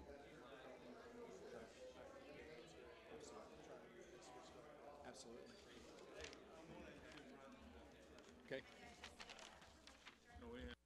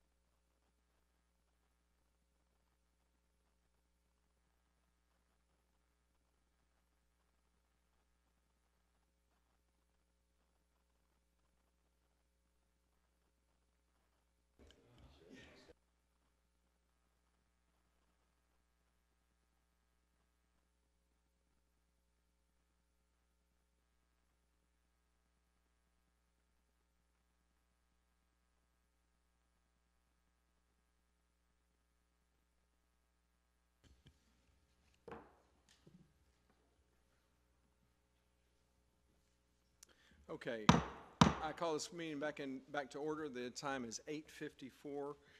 p.m. We move to item. It is. Yep, so good. Move to item number 10, Fire Rescue EMS. We have 3 items on the agenda. And I want to take some time because there's been ongoing misinformation. That has been a campaign of misinformation by individuals and groups working to mislead and deceive citizens in our city. And I want to address a few of those. First of all, I want to go through again why the city council made the decision that we did. And these are the facts. First, the McLendon-Chisholm Volunteer Fire Department is a private corporation that operates as a contractor for the city. McLendon-Chisholm makes up just 1/3 of the total McLendon-Chisholm Volunteer Fire Department fire district, and the other 2/3 is outside the city limits. Well over half of all MCVFD emergency calls occur at locations outside of the McLendon-Chisholm city limits, according to data provided by the Rockwall County Sheriff's Dispatch. 83% of MCVFD's 2017 budget was funded by McLendon-Chisholm taxpayers. The remaining 17% came from sales taxes collected in the unincorporated areas of Rockwall County and divided among all fire districts by the county commissioners. Those in the fire district residing outside the city limits contribute nothing financially to their fire service protection. The MCVFD averages less than 100 calls per year inside the city limits, according to data provided by the Rockwall County Sheriff's Dispatch. Fires account for just 7% of the MCVFD's 2017 total call volume in the entire fire district. Structure fires fall below 2%, according to data provided by the Rockwall County Sheriff's Dispatch. The MCVFD turns away off-duty professional firefighters that are willing to volunteer for true emergencies if they are unwilling to attend member meetings and training sessions or respond to non-emergency related calls like vehicle assists and unlocks. According to data provided by the Rockwall County Sheriff's Dispatch and reported by the MCVFD, medical EMS related calls comprise more than 50% of the MCVFD's total call volume and was a primary reason given for paying to staff the station 12 hours a day. Effective October 1st, 2017, the new Rockwall County EMS ambulance service contract improved the guaranteed response time for Priority 1 emergencies in McLendon-Chisholm from 11 to 8 minutes. An individual came and spoke tonight and said, for medical emergencies, what we would get is an all-volunteer response with no guarantee. That is not true. The fact is, the Rockwall County EMS now guarantees an improved guaranteed response time from 11 to 8 minutes, while the MCVFD says that it will strive for but not guarantee a slower response time of 9 minutes 30 seconds during manned hours. That is, if we had agreed to the contract that they were proposing for the enhanced readiness service. The Rockwall County EMS ambulances are manned by 2 paramedics that can administer life-saving drugs. The MCVFD cannot. It can only provide basic medical, basic life support. So even if they did arrive on scene, they could not do the things that paramedics can do, even if the MCVFD had a paramedic on site. So that's an important distinction. Based on the MCVFD's 6-year timeline that they created, that they presented to the City Council, that was to culminate with the fire department integrating into the city, in 2014, the City Council agreed to annual increases in funding, which was to staff the station during the day and invest in adding and improving equipment for the city's future. Since then, the city's funding for the MCVFD has increased from $23,000 in 2013 to $320,650 in 2017, which is $706,650 in total. The average cost per MCVFD call has increased from $430 in 2013 to more than $1,600 in 2017. MC's ISO rating, where where people are saying that the insurance rate is going to skyrocket. The MC's ISO rating of 4.9, lower is better, was established in 2012 when the MCVFD was all volunteer. Despite the $706,650 in funding to have certified paid two-man teams at the station on rotating shifts, 7 a.m. to 7 p.m. Monday through Saturday, with 2 new firefighting apparatuses, which is a 2014 tanker pumper and a 2017 brush truck, the city's ISO rating has not improved. With 6 times the population of MC, neighbor Royce City continues an all-volunteer fire department. Now, let me be clear. I did not make the comparison of Royce City. That comparison was made by the fire chief. When the fire chief made that comparison, we decided, okay, well, let's look at what that is. They have 6 times the population, something that someone did not choose to speak to in an article they wrote in the Rockwall Herald-Banner. They are an all-volunteer fire department covering a fire district totaling 46 square miles compared to MCVFD's 33, and recently received a 3.9 ISO rating, all with the same 2016-17 fiscal year budget as MCVFD's 2017 fiscal year budget, which is on a calendar year. That article tried to suggest that I was comparing our budget, our 2017-18 budget, to Royce City's 2017-18 budget. And I wasn't. And if you go to the video, it's very clear. I show the budget. I show the 2016-17 Royce City budget and the 2017-18 budget. And I'm clearly speaking of the 2016-17 budget. And the reason why is because we're talking about the 2016-17 fiscal year for the McLendon-Chisholm Volunteer Fire Department, which is actually 2017 because they're on a calendar year. So talk about misinformation. Talk about trying to mislead and deceive. It's outrageous that certain individuals want to cloud the issues with false information. Now, in a surprise turnaround on November 14th, 2017, the fire chief announced that the 11-member MCVFD had voted to rescind their commitment to transition into the city and will not return the city. They were either to continue with the current funding, increase funding to add Sunday 7 a.m. to 7 p.m. for station to be manned, or to return to an all-volunteer fire service. This was what the fire chief proposed. The MCVFD refused to consider alternative proposals, which the city did offer by the mayor and the city council, and refused face-to-face negotiations. Now, as it relates to the contract that the city has offered, in selecting the third option to return to all-volunteer fire service, the city offered funding that is equal in proportion to the MCVFD's 2018 contract with the county to cover the other 2/3 of the fire district that is outside of the city. The city's offer guarantees quarterly payments of $8,437.50 to the MCVFD for 33 months, which amounts to $33,750 annually.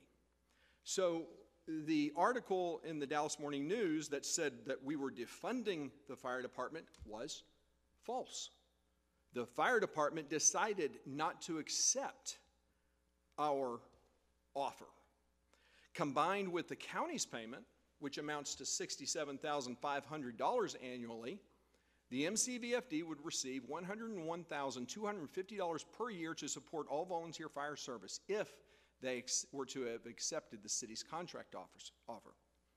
On January 6th, 2018, the fire chief told the Dallas Morning News that, quote, the city's 33-month offer $33,750 annually, was about the same amount of money at the $92,000 he believes it would cost to run an all-volunteer department for a single year, even though the combined funding with the county amounts to $9,250 per year more than he says it would cost to run the fire department per year.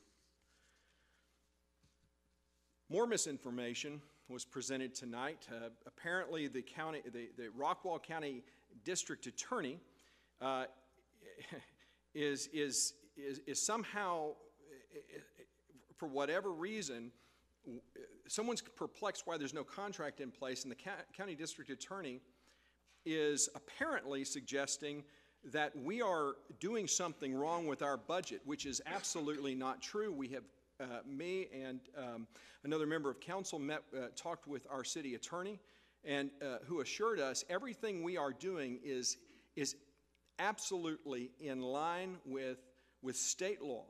And the idea that they're trying to create this perception that the city council is doing something illegal or wrong is simply false. There are a lot of things that I mean, we can't control what people say, and I believe in freedom of speech, and so I'm never going to try and stop someone from saying what they wish to say, even when it's false and wrong.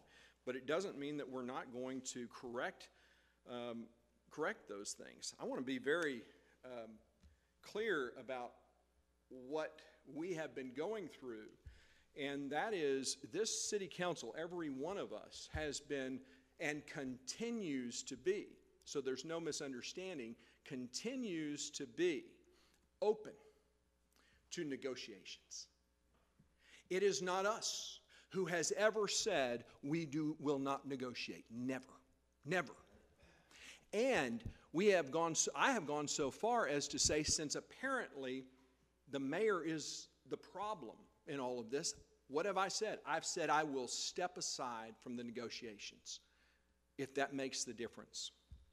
Now, at the last meeting, I said that I made mention about having a mediator, that I hadn't heard someone say that we needed a mediator. The fact of the matter is, and one of the members of council reminded me that I had suggested a mediator early on in this process. And I said, yeah, what I was recommending was a certain person to come in who was objective, who was neutral, and could try to work through all of these differences. And then that's when the door was shut on us, and the fire department said, no, we're not negotiating.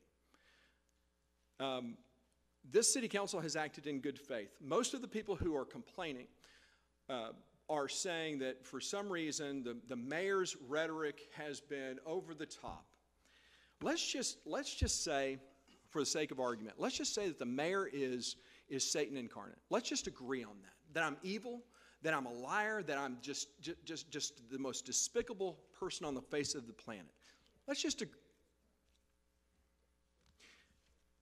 May I please remind you that decorum is still in place. Ma'am, if you make one more outburst, I am going to ask you to leave.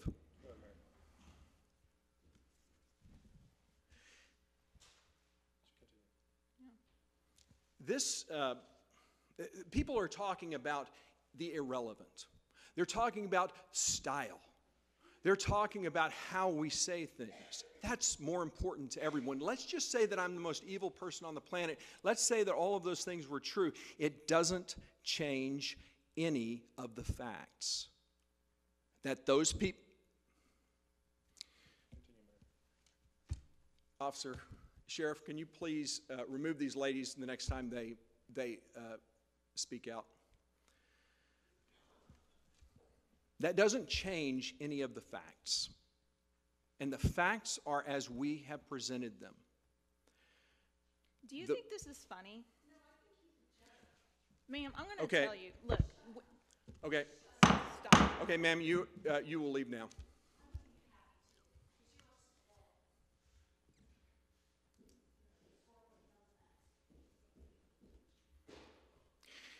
What's interesting is that I'm the one who's being accused of being over the top.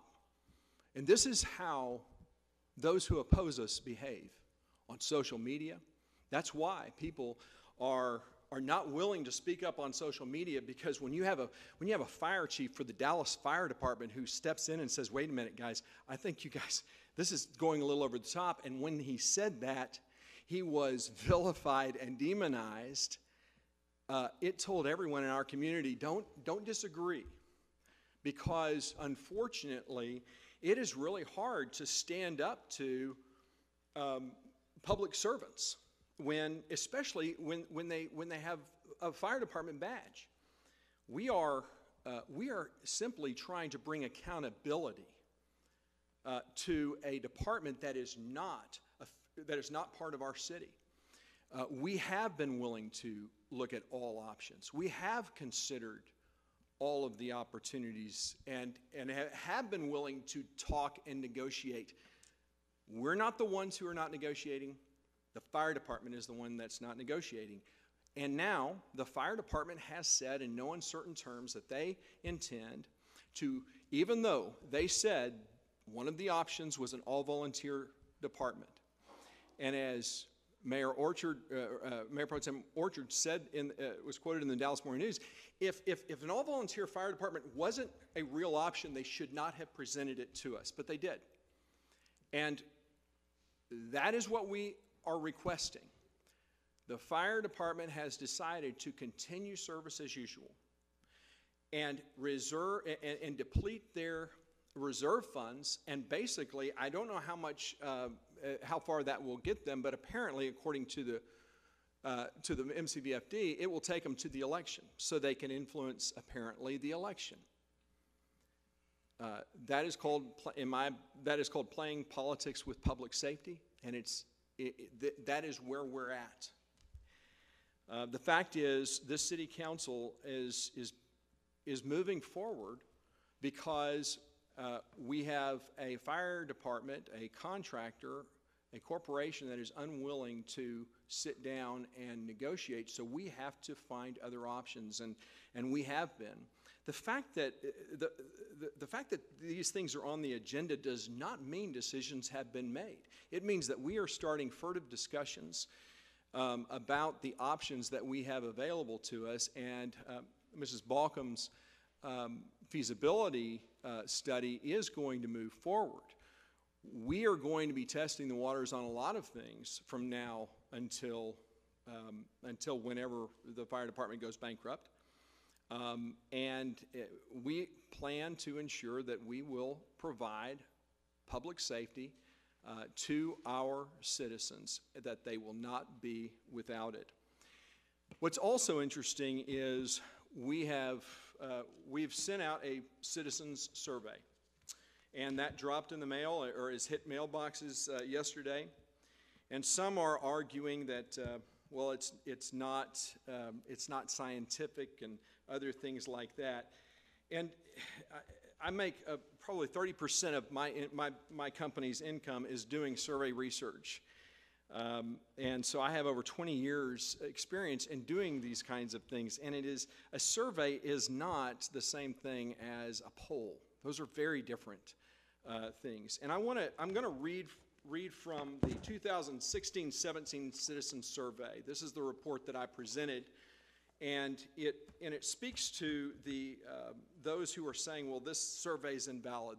They're going to have to say that, I believe, because they're not going to accept whatever is said because the people who are going to be responding to the survey are going to be expressing how they really feel without fear of retribution, as they're going to see on social media. The survey conducted by the city is technically a census, as are elections, since respondents have complete control over their participation. Unlike a random sample poll where a small subset, or sample, is selected at random, where everyone within the designated group or sample frame has a chance of being selected, self-selecting surveys like this one invites participation from the entire data pool. Now, why not a scientific random sample poll? Well, polls that take a random sample of population are most commonly used to gather data on public opinions because the universe of prospective respondents are typically tens of thousands, hundreds of thousands, millions of people, which makes it impractical and cost prohibitive to try and census the entire population. Random sample polls are considered scientific only because the methodology employed can identify and calculate the proportion of subsets from within the total population so that there is control over the number of respondents chosen randomly from each subset that participates.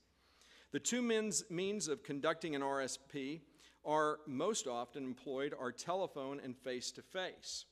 The primary method of enumeration for a telephone RSP are random digit dialing and registration-based sampling. The biggest challenge for these kinds of methodologies used to be ensuring that a proper proportion of each subset was included. Today, the biggest obstacle is the shrinking universe where pollsters are drawing from a smaller proportion of the prospective respondent pool due to barriers created by changing technologies and government regulations. The federal government prohibits pollsters from calling wireless phone numbers, leaving only landline phones, and since most people are wireless, a growing majority of prospective universe, especially among various demographic groups, are being excluded, while others are disproportionately measured, which decreases reliability. In face-to-face polling, which is another way to conduct an RSP, however, the locations utilized to conduct this kind of poll, the day of the week, the time of day, adds variables that reduces the statistical reliability of the sample. To be considered scientifically valid, there must be a means to quantify and qualify and quantify the pool of prospective respondents as representative of the prospective respondent pool. With the exception of exit polling on election day, these kinds of RSPs are typically employed in product research, since every prospective respondent is easily qualified and the demographic of a polling site can be measured to better ensure proportional representation within a sample. The last presidential election, and this is the fallibility of quote-unquote science, the last presidential election demonstrates how unreliable even the most sophisticated scientific polls can be. In the months leading up to the election, every random sample poll or RSP that was conducted by respected researchers predicted Hillary Clinton would win comfortably. Most interesting of all was how devastating.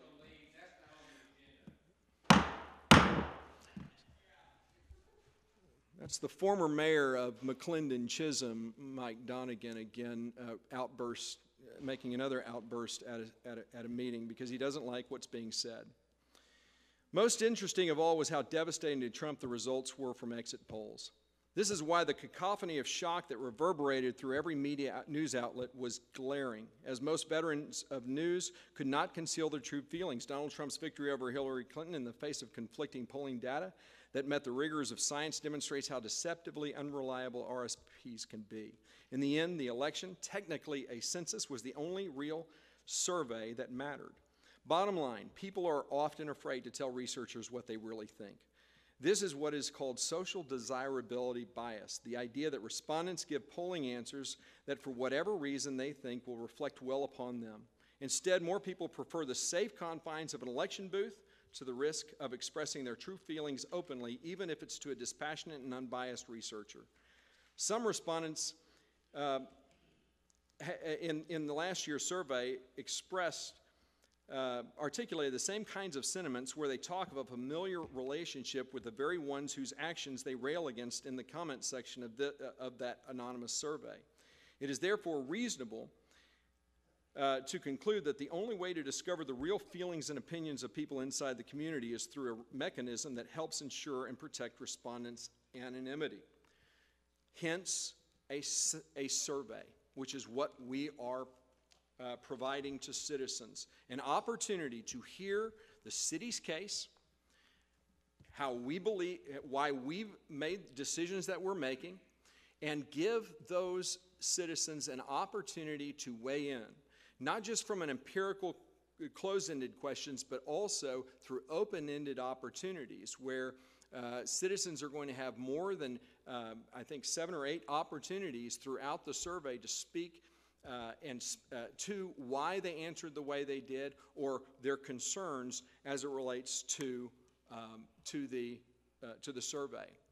Ultimately, what we're trying to do is we are trying to, and by our actions, we're demonstrating that we are being representative of the people.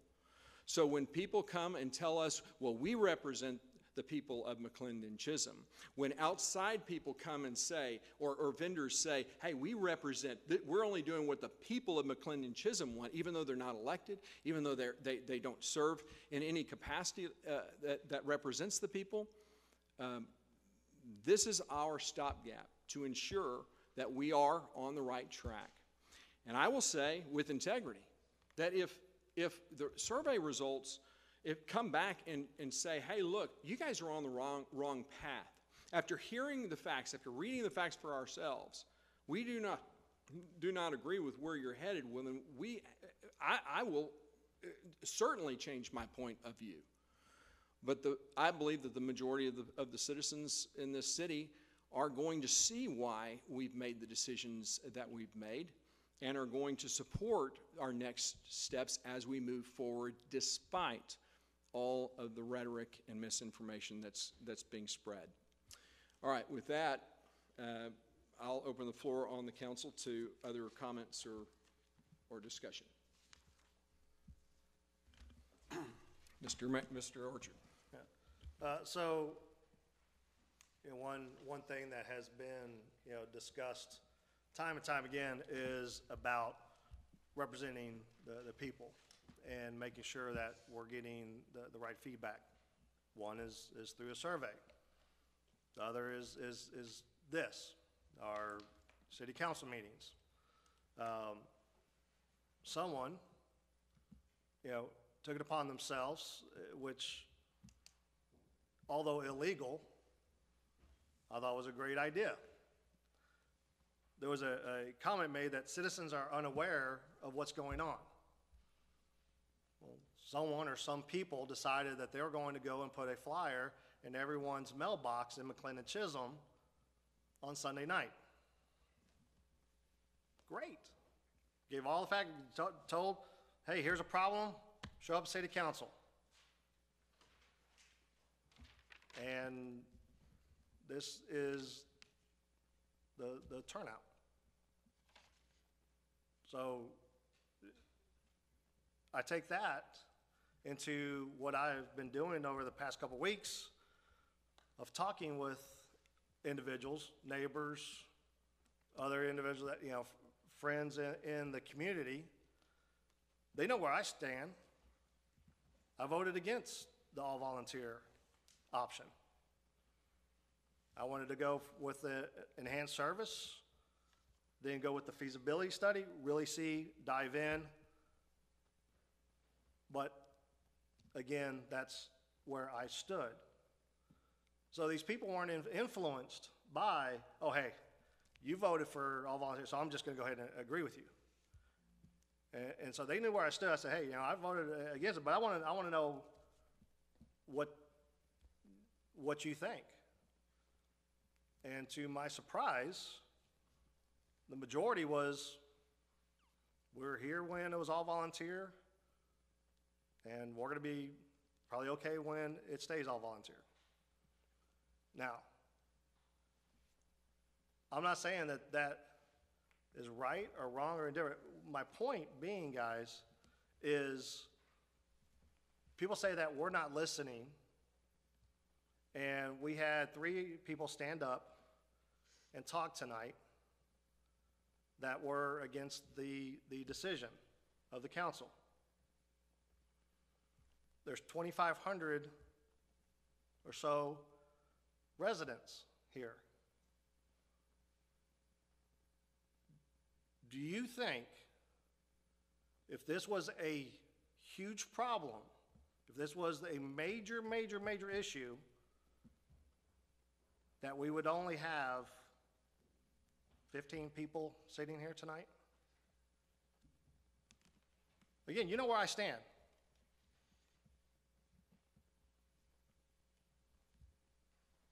So I'm trying to talk as the liaison with the fire department and the council, I'm telling the fire department, hey, the council listens to people. We need, if we're going to do something, we're going to need to light a fire here. We're going to have to make sure that the citizens are informed and that are getting feedback to everyone else. And then I'm telling these guys, don't close a deaf ear on your citizens. Listen, because there was 3 times, but as we know, the last city council meeting in 2017, there were about 13 individuals that stood up and talked very passionately. So I just wanted to make sure that everyone understands that we are listening, and that I don't know what these guys do, as far as who they're talking with or something, but I'm out there trying to figure this out. Now, what my suggestion is, since we live out in wide open spaces, and since cows were brought up, my uncles, when they were ranching, sometimes in a pasture they would have 2 bulls go fighting, making a muck and all that. They couldn't do their job because there was all this mess going on, these 2 bulls. So what I would like to see happen is we get the 2 bulls out of the pasture. Mayor Steinhagen and Chief Jones. Nothing personal. I guess I'm good with that. I figured you would be. And I think Mr. Jones, Chief Jones, would be too. That he can have 2 representatives to sit down and thoroughly talk with us and come to a conclusion. Because I'm like you guys, I live in the same city as you. I want to know what's happening with my fire department. I got a better connection than a lot of these guys do. I spent 6 years on there. I was there with Chief Jones, started about the same time as he did. So I want to know what's going to happen this year. I don't want to see them go bankrupt. I don't want to see them use reserve funds. Those funds are reserved for a reason. If they got an engine that breaks down, they're going to have to tap into that. Now, I do have every confidence in those guys that they're smart enough not to just run things belly up, and I think they know, from speaking with them, they know at what point they have to stop. Because they do have an obligation to the county commissioners that they have signed a contract for the unincorporated area, that they can't just be out of business. So, my motion, Mayor, is that myself and Scott Turnbull will take lead in negotiations with 2 representatives of the McLendon-Chisholm Volunteer Fire Department, that we will sit down within the next 7 days and start negotiations. And those 2 individuals from the fire department must have authority from their members to negotiate at that time. What do you mean by that? That we can't have a going back and forth of, well, let me go talk to the membership. Let me go talk to the membership. These 2 individuals must have the confidence of that department to at least come out of negotiations with a plan. There may not be a signed contract, but there is at least a plan to move forward to that way at the next city council meeting. I can give an update of where we are. Because I understand that the item 10 is, hey, what do we do? Myself, they just kind of putting the cart in front of the horse. I understand that, hey, we got a plan, but my focus right now is still trying to get the contract done. So my motion is that, I'll wait for a second. Okay, motion on the table for Mayor Pro Tem Orchard and Councilmember Turnbull to act as liaison or the negotiating team on behalf of the council, with the condition that the McLendon-Chisholm Volunteer Fire Department also provide 2 members, not including the fire chief, who have the authority, the power and authority to negotiate on behalf of the McLendon-Chisholm Volunteer Fire Department without having to go back and get approval from the membership through that negotiation process. Is there a second? All right, I'll second it. Here's Councilmember Balkum seconds. Mr. Orchard, it's your motion. Do you have anything else to add to that? Nope. Councilmember Balkum, you seconded. You can speak to the motion. Okay, what was you said you were gonna discuss, like, for them to propose a plan? Or I mean, can you give me, when you say plan, because I saw on the budget thing, it said plan on there, but that wasn't a plan. So what do you mean by that? Well, through the negotiations, we will have to come out with what a contract between the city and the McLendon-Chisholm Volunteer Fire Department will be. Okay. As a vendor, what's it gonna cost? What are the parameters and length of time?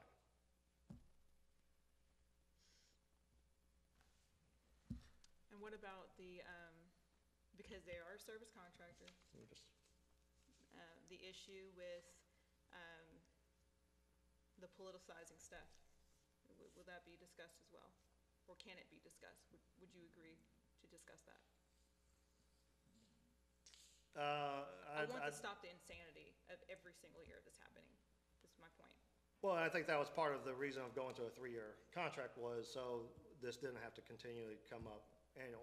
But that's something that we're going to need to discuss. I want to focus in on getting a contract done that I think would extinguish the posts and, the comments, going back and forth. Okay. And I'm satisfied with that. Other discussion, Mr. Herron. Yes, Mr. Mayor, Mr. Mayor Pro Tem, I was very concerned. I thought that when they declined our offer that they would send us something back, but they have not returned anything to us to say, hey, that's not acceptable, but here's our counter offer to that. That's very concerning to me that we haven't had that opportunity. I believe this is a great opportunity for us to put that forward. The question I have is can we allow that to happen? Can they speak for us and we accept what they come back with?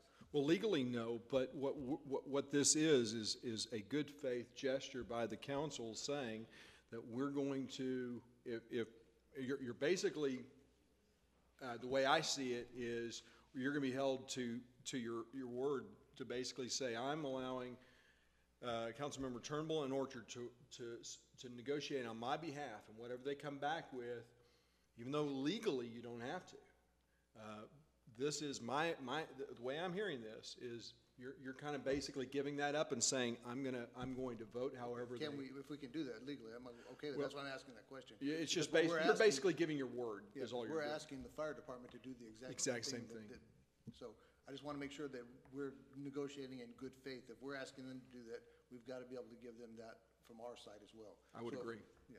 So, because I have 2 real big concerns, and 2 of the concerns that I have, one of them is I've seen a lot of, and I've heard a lot of statements said, well, we're just going to wait them out until May, and when there's going to be new elections, and elections have consequences, and we'll vote new 3 people in. The problem is that the only 3 people who are on for re-election would be yourself, the Mayor Pro Tem, and Sim. The problem is that out of them, you don't have a vote. Right. There would only be 2 voting people. The 3 of us would still exist here. It's a 2-to-3 vote. How does that solve their problem? That doesn't fix the problem. We need to solve the problem now. Waiting till May doesn't fix it, because if they wait till May and they think that they're going to run us over, that doesn't solve it. The other problem that they need to understand is even though we've appropriated that entire amount of money, we can't retroactively pay them for services. We can only pay them for the services going forward. They're not going to get the full amount. So if they expend their funds that they have in reserve, we're not gonna pay those funds back to them. So if they think that's gonna happen, they need to understand how we have to spend money. We can't pay them for services in the past.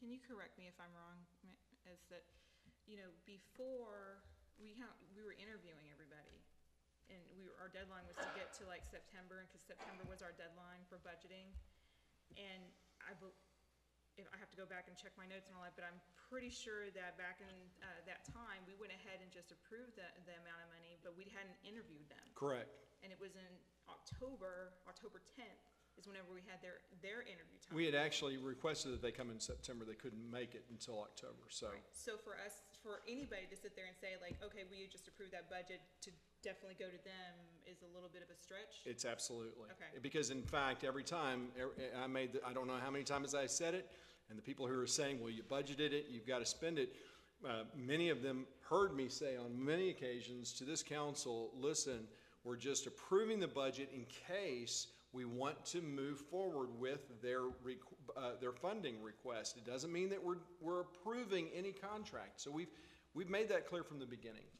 And the other thing to that too, because it was a big, I had a misunderstanding. I thought that there was a quote-unquote transition, that they wanted to be a part of the city, and then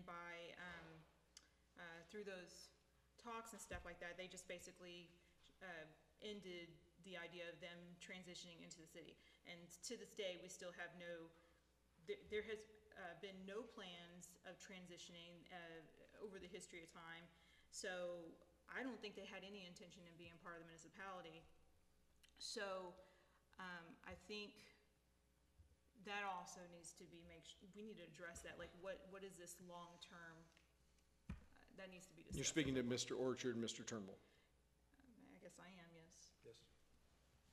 Yeah, no, and that is part of, is trying to find out where that is at. It has been said privately, it's been said publicly, they will not transition into the city under the city council. If they're waiting for the best scenario of city council, it's almost kind of like, when's the perfect time to buy a house, or when's the perfect time to pull out money for your 401k? There may not be a perfect time, but you're right, there has to be a plan in place if we're going to continue funding the fire department. That was one reason that it went to all volunteer, was because of the $700,000 that has been given in the past 3 or 4 years. The return is just service, nothing, is owned. And, one citizen was astonished by that. She thought we owned all the equipment and the volunteers just, used it. Yeah, so there's a few things that we have to get along with this, and it is a give and take on this ordeal. And what about the data? Because since I'm doing this feasibility study, I did do an open records request, but since they're a private entity, they don't really necessarily have to, from my understanding, they don't have to give any of that information. Whereas you do an open records request for a municipality or city, they would, it takes about 10 days to give information back, the records, all that. So, what are we going to do about that? Because I do need information. That's going to be essential in the feasibility study. Do you think that you can probably talk to them and say, can you guys help out with providing this type of data? Their incident reports is really what I'm interested in. That will certainly be a topic. Okay. Well, thank you. I really appreciate that. Okay. Councilmember Herron, you were cut off. Is there other comments or questions you have? Well, really, those were my 2 points. I mean, I really had anticipated that they would come back to us with an optional proposal, and they didn't. Right. And I'm very concerned that the fact that I'm seeing that they're, and from wording that they've said, that they're planning to hold out until May, till they believe that something's going to change. That concerns me greatly, because of that. I don't think they understand the ramifications if they do that, because things may not change for them in May, which could seriously damage the fire department, which is not what any of us want. Right. So, a couple things. I'm not, and correct me if I'm wrong unless you've seen it somewhere, because I have talked with, the fire department about that, saying, hey, if you're just waiting, it's still gonna be 3-2, it doesn't, help the situation. I don't think that is their intention. I think there's others around that have No, that was what Chief Jones said at the Baptist church. And Chief Jones also said it in the text message, so. Okay. Well, for them to come into No, the city, that talk they're about- waiting until after the election. So, when they gave it the 3 options? Yes. Okay. Well, I think from that, if that was said by them, then that certainly is not a good game plan. No, that's what concerns me about it. And I've talked to them about that, and because A, you don't know what's gonna happen in an election, and B, it's still, especially by that time, there's 3 other council members that have voted for an all-volunteer. So that's why we have to get to a resolution, ahead of time. Now, as far as the comments, coming back, I asked, why, usually negotiate, and they said that there were just certain things in there that were non-starters, that they couldn't even move forward with the things that, and one was the amount of money, so they had like 3 or 4 things that all of a sudden, they said, hey, it's just the whole contract. Yeah, that's what negotiations are about, though. You're redlining through those things, they bring them back to us and go, hey, we can't do it at this amount of money, but here's the amount that we could do it for. Right, but what was the city's response when they sent their contract to us? We said it didn't work and we sent them a different contract. That's right. Okay. So that's what this next step will be, is, okay, our contract didn't work, your contract didn't work, what contract's gonna work? But that's what concerns me, like I said, is that we didn't get that back. They didn't send us anything back. They basically said, and they scheduled that meeting at the Baptist church. Right. And was on the guise that it was gonna be about safety, and 12 minutes into it, they switched over to an hour and 45 minutes of bashing the McLendon-Chisholm City Council. So I have a problem with that if they really wanna negotiate with us so we can come to a position on this. But this isn't working. This is not working what's going on. And that's why we're taking the step that we're taking, is to get to that negotiating table. We have now had a motion. If it is approved, that's why I asked about it. That shows our good faith, Yeah. that we're going to take the steps necessary to resolve this issue. That's why I asked that question about it, because I want to make sure that we can do that, because I don't want you to ask them to do something that we can't do ourselves. But if we can do that, I'm for that. I would grant the approval for them to go and negotiate for us. And then whatever they come back with, we'll be willing to sign up to. Councilmember Turnbull. Councilmember Woodham, would you like to speak? The only thing I really got to say is, yes, this is a deep-rooted problem, and the dialogue's got to start. And that's the only way we're going to get anywhere, is to get the dialogue can't start fast enough. So let's ease up on the barbs back and forth, remain professional, take the high road. That's all of us, me included. And bigger problems have been solved, I promise. And we can do this. And I'm all for the dialogue, so I'm 100% for it. They get the ball rolling. I'd have, my question would be, if they expect that the city pays more than what the county is paying for the unincorporated area, I think the citizens have a right to know why. Why does it cost more to service the 1/3 of the fire district versus the 2/3? It's not just that. Okay, Hold on, Councilmember Balkin. Go ahead. I apologize, I'm Go going ahead. to interrupt. Okay, it's not just that. Okay, there's, our developments over here, from my understanding, and correct me if I'm wrong, but there's like different building codes, and so there's more chance of things to go wrong in the older part of areas. Is that right? Like, it's different standards. Sometimes there's electrical things that happen. So most of the calls have happened outside in the unincorporated area versus the ones inside the city. So that's like a juggling number. So that's like another issue that we need to raise up to them, is like, okay, you can't just sit there and expect us to be paying way more. And whenever you have these types of calls that are happening outside of the city. Does that make sense? Am I making myself clear? Councilmember Turnbull, you have the floor. Okay, well, I want to make sure that we're all on the same page and we understand what we're negotiating. In December, we voted 4-1 to opt for all volunteer service. Yes. And to offer that contract. Yes. It's been rejected. Now, are we negotiating an all-volunteer service contract as the council has decided? Or are we going back and opening everything up and starting over with negotiations and all options are on the table? It would be my understanding, because we took a vote, that it would be restricted to an all-volunteer department.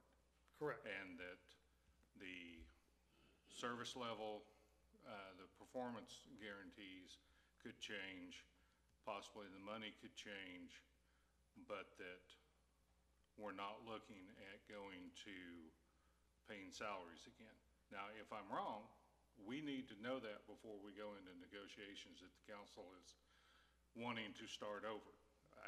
I don't have that sense, but based on what we've done, I think the only thing we can negotiate is all volunteer. Do you agree? Does the council agree with that? Well, and I'll let others speak to it. Yes, that is, again, just because I, was the one against, doesn't mean I'm going to, I go against the council. Council makes a motion, council approves it, it's done. Now, as Mayor Pro Tem, it's my duty for the council to try to make that happen.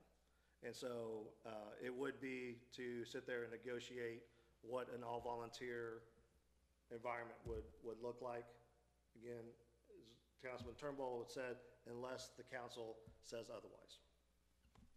From my standpoint, it's definitely all volunteer. And again, I am focused on the fact that we are going to do the feasibility study. Through the feasibility study, we're going to find out what exactly does McLendon-Chisholm need. And from there, we're going to have a town hall meeting. We're going to present to the entire city. Whoever chooses to come, I want it to be a really nice thing. We're going to invite even other people from other cities in the county to listen in on what is going to be presented, okay? And we're going to be able to get feedback at that point to determine what our direction is at that point. If we really truly have the facts to back up that we can be able to afford a municipal-owned fire department, or if it needs to be a different type of agreement with a service provider, at that time, I think that would be, it would be wise that we have the information to back our information of what we need to go forward on. That's where I'm coming from. Okay. I would agree with Ms. Balcom that, I think that we do need the information, because I think like this building, the fire department being turned on to being a manned fire department was done without any real information to back up that justification for it. As with building this building here, that we're all saddled with this price, there was no real justification to build this city hall, in which the majority of our citizens were against, and they didn't have a choice on that. So I think with getting our citizens involved, getting them to have a say, and getting them to understand what the reality is, of do we really need either it's a volunteer or do we need manning? Because the big question for me is right now, we are 12 hours, half of every day, we have an all-volunteer force. It's after 7 o'clock. Right now, if anything happens, we have a volunteer fire department. So half of every day, we have a volunteer fire department. I don't understand why we're okay with half a day of a volunteer fire department, but the other half of the day, we have to have a manned fire department. Because the reality is, was a lot of people said was, a lot of people leave here during the day, they're not even in the city. So if you're not here, what is up, then we're manned 7 a.m. to 7 p.m. So, okay, they're not there to save the people, because people, as if they've said, are all gone, they're all working in Dallas, so they're there to save people's structures. So you need to understand that, what we're really paying for. And, we need to make sure that what we're doing is correct based on the requirements. Because, we've done a lot of research, and what the research shows is that actually fires are trending down, they're not going up. And we're seeing that, fire departments are doing a lot of additional tasks because they're not busy enough doing fires, so they're doing a lot of other things. So some people have made comments, well, we're okay with them doing those other things. Should we be paying somebody to do something other than what they're hired to do? And that's the problem that I have, is that we're contracting with somebody to provide fire services, but they're doing car unlocks, they're doing all these other things, that aren't inside the charter of that. And so they said, well, other fire departments do that. Yeah, why are they doing that? Because the fire requirements are going down. So if they're going down, we need to look at this based on what the real requirements are and judge it based on that. And then we need to look at what we really need, if it was going to be a manned service, what are the times of day that we need the manned service? Because I'm not convinced, looking at all the data, that 7 a.m. to 7 p.m. is the time. It actually looks like it's somewhere between 8 and 12 to that 12 hours, that time period there is what the statistics are showing. We've done it, I think, what the previous city councils have done was they agreed to pay for the manning because they were having trouble getting volunteers. And I've said before, and I know this makes some people upset, but that's not the city's responsibility to make sure that our contractor has the people they need to do their jobs. Because Royce City and all of the other volunteer fire departments that are around us are somehow able to get firemen to volunteer during the daytime. If they can do it, why can't our volunteer fire department do that? I think it boils down to a leadership issue. Well, it was twofold on the time frame. So it was one was because of the availability of volunteers and the percentage of when the calls came in. And I will be corrected, I'm sure if I'm wrong, but I do believe it's 70% of calls happened between the 7 a.m. to 7 p.m. time frame. But the majority of the calls, that's how they came up with that time frame. At the time. At the time. I'm with you. At the time, that's right. Because initially, when, Chief Williams, prior to Chief Jones, he was there 8 to 5, and to get things, someone rolling with apparatuses and stuff like that. And so that went from 8 to 5, one person now. And so that's what, just so you understand where they came with it. But as things change, trends change, times change, and stuff like that. So, Yeah, I've asked for the data to validate that 7 a.m. to 7 p.m. And the chief said, well, we've got it in boxes upstairs. If you want to come and take a look, and you go through the boxes, you can find it for yourself. There's rats up there. I want to. But anyway, the only other information that I have was provided to me by Michael Davis. It was the Texas State Fire Department information, and it basically shows that it's somewhere between 8 a.m. and 12, that 12-hour period between there till about 8 p.m.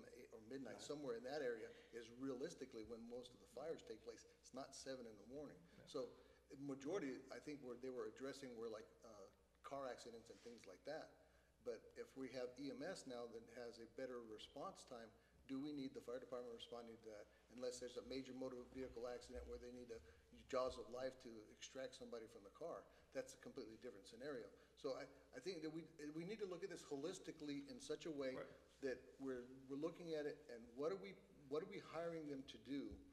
And is it based on emergency medical services? Is it fire department? Is it to go unlock people's cars? I want to know what we're paying them for.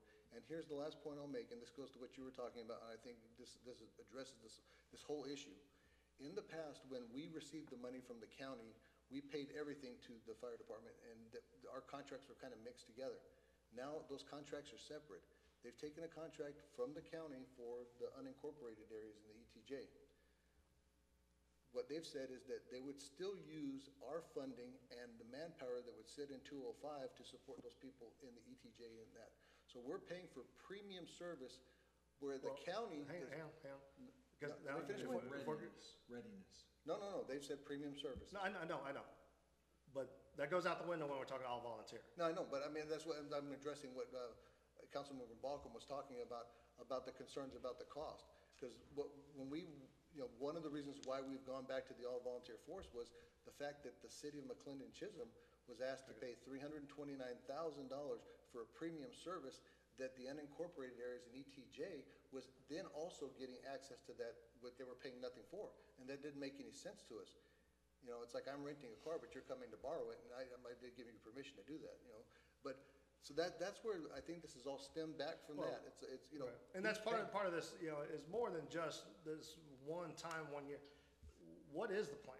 Again, that's the feasibility study with them talking, what is going to be the McLendon-Chisholm Fire Department? How is that gonna look in a 5-year plan? And that is the leadership, just like we had to sit down with this, city planner, and where's the city going? What's the growth? What, all this stuff. Same thing that, every vendor should have as a CEO is, what's my 5-year plan? And it has to be a little bit more than what we think. We think this, and we need to figure that out. Is what is this going to look like past this year? Because I certainly don't want to go through this every single year, through again, time and time again. I don't want anyone to go through this. I want us to all just get on the same page and figure it out. Let's get this thing resolved so we can move forward. I agree. I concur with everything you just said. Councilmember Woodham? I have anything new to add, But about Councilmember Turnbull's question about what are they negotiating? Are they negotiating a all-volunteer contract? yes, let's just start talking, see where we go. But yes. Are we ready to vote? Okay, all in favor of the motion, say aye. Aye. Opposed, say nay. Ayes have it, motion carries unanimously. I'll put a call into the fire department tomorrow. Thank you very much. Did I, Count- sorry. Councilmember Balkum, I'm giving you the floor anyway, so go ahead. You're next. Did you guys have, is this the same discussion that we can talk about? Did y'all have a meeting yesterday with EMS? Yes. Can we talk about that? Yes, yes. So we met with, so Councilmember Herron called the Rockwall County EMS, and they came here to City Hall, and Councilmember Turnbull, Herron, and I met with them, and I'm going to hand the floor over to you guys. It was a very, very good meeting. So basically, to answer that question is, what I was hearing from the different people that I was talking to, they were not as concerned about the fire issue as they were about emergency medical services.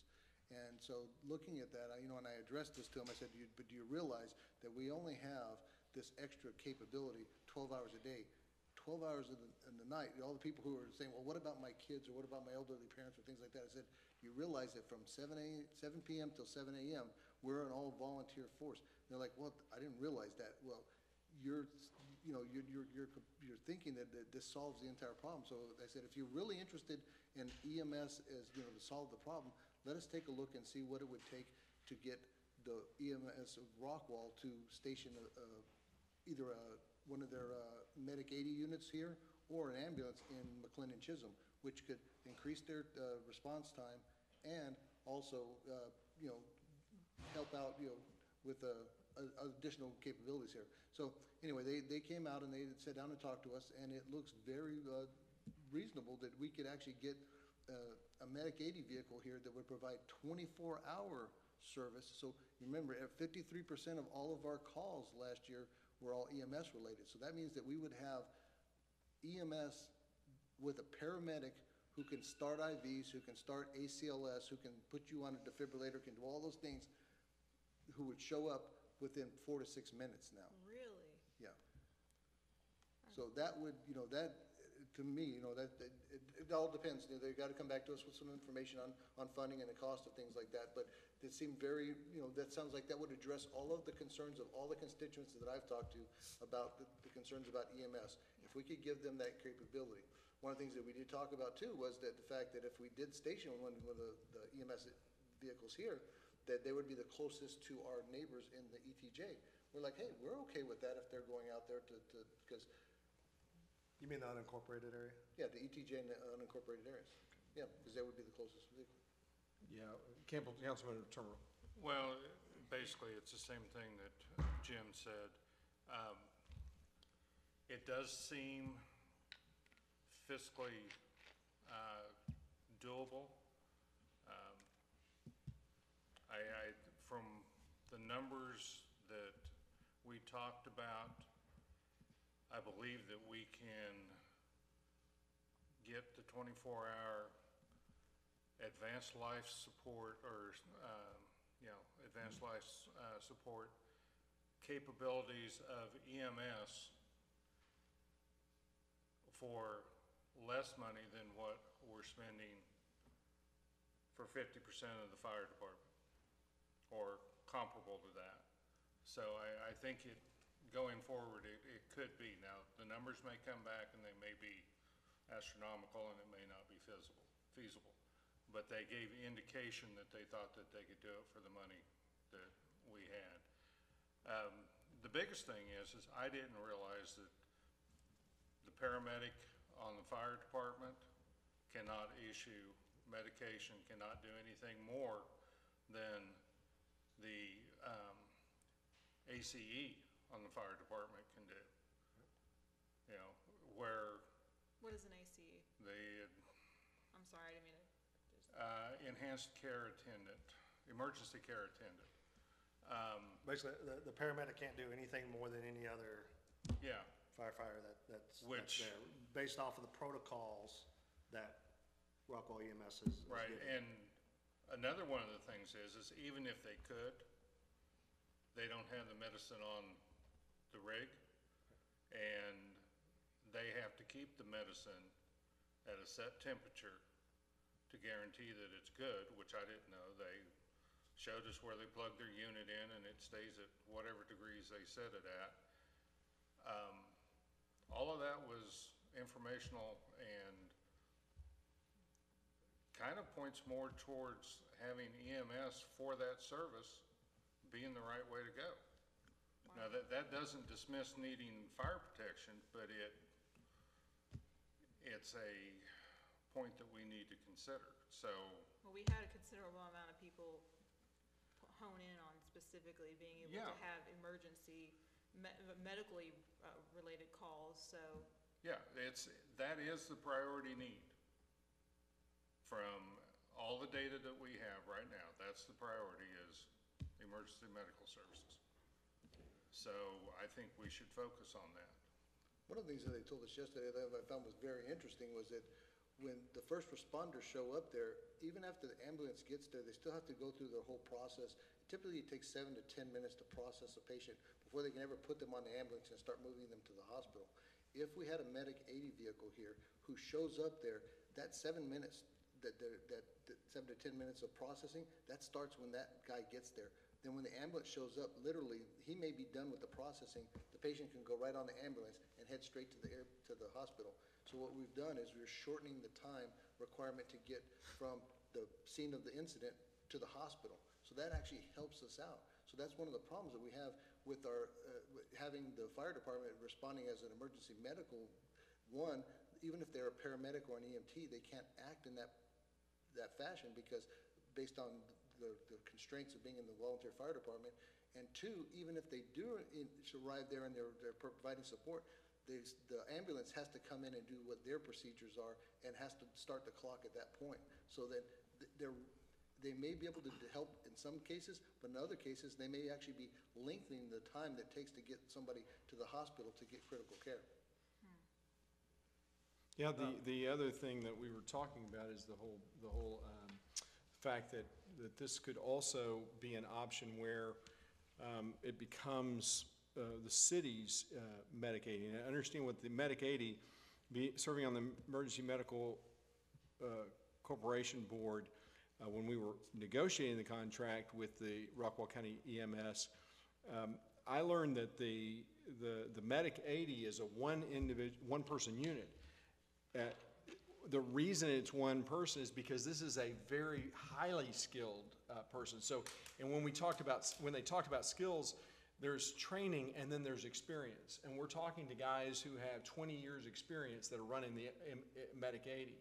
These are guys who can do the job of two normal paramedics because of the experience. Experience counts for in everything. And so that's why it only takes one person. They were able to prep the patient. One of the things that I was asking about was, let's say you have a scenario where you've got the Medic 80 unit at the farthest end of the city. You've got the box or the ambulance on its way to do a pickup, and then at the same time, it's a heart attack victim, that's out in the outskirts of the city. Then on 205, you got another heart attack victim. What does that ambulance go all the way there? And the Medic 80, they said, no, that ambulance diverts to that other heart attack victim.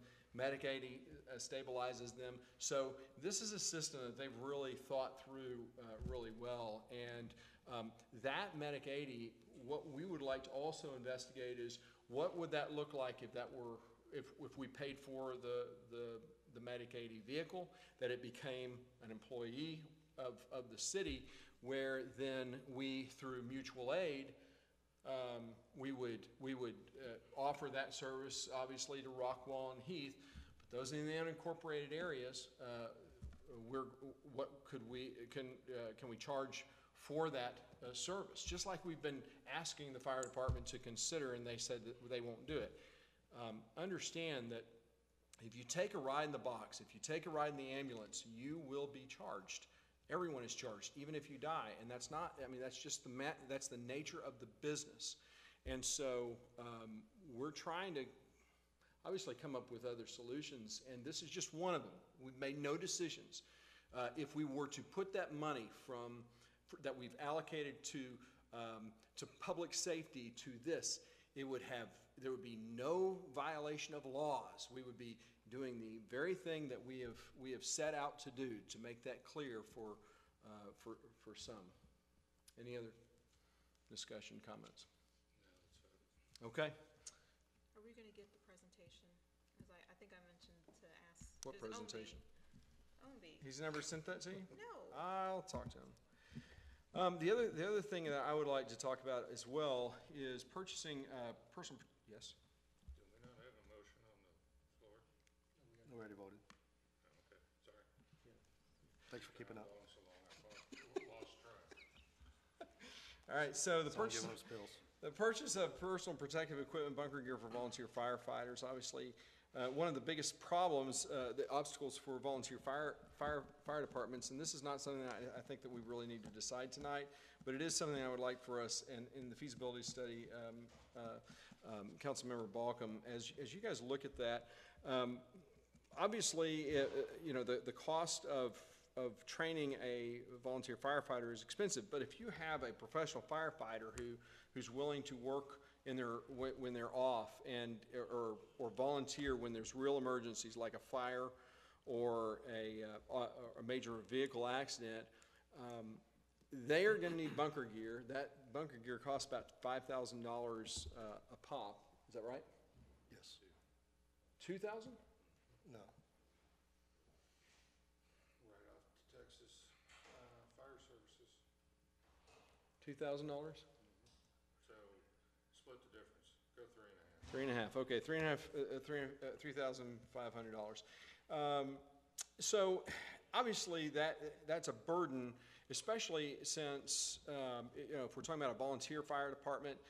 However we come out of that, Madam Balcom, I think that the city, we should look at, is that an expense that the city might incur, so that if we've got willing professional firefighters, again, experience is everything.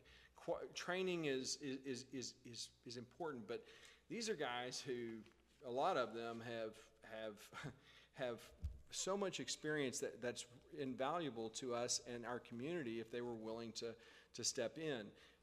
But you know, because we're not talking about a lot of activity, we don't have that many structure fires. Grass fires are you know, I guess it varies on the time of year and things, but they're still going to need that bunker gear. That's expensive, and we're talking about, I mean, if you've got 10 people who are professional firefighters, that adds up, and it would be something that I would think that the city should consider purchasing and owning, so that, you know, if that person ever left, it's still the city's, and maybe there's another guy at the same build that could use their equipment or something. Anyway. I'm sorry. Yep. Is the bunker gear customized? I mean, is it fitted? I mean, is it like extra large, small? I mean, how does it Wayne work? would know.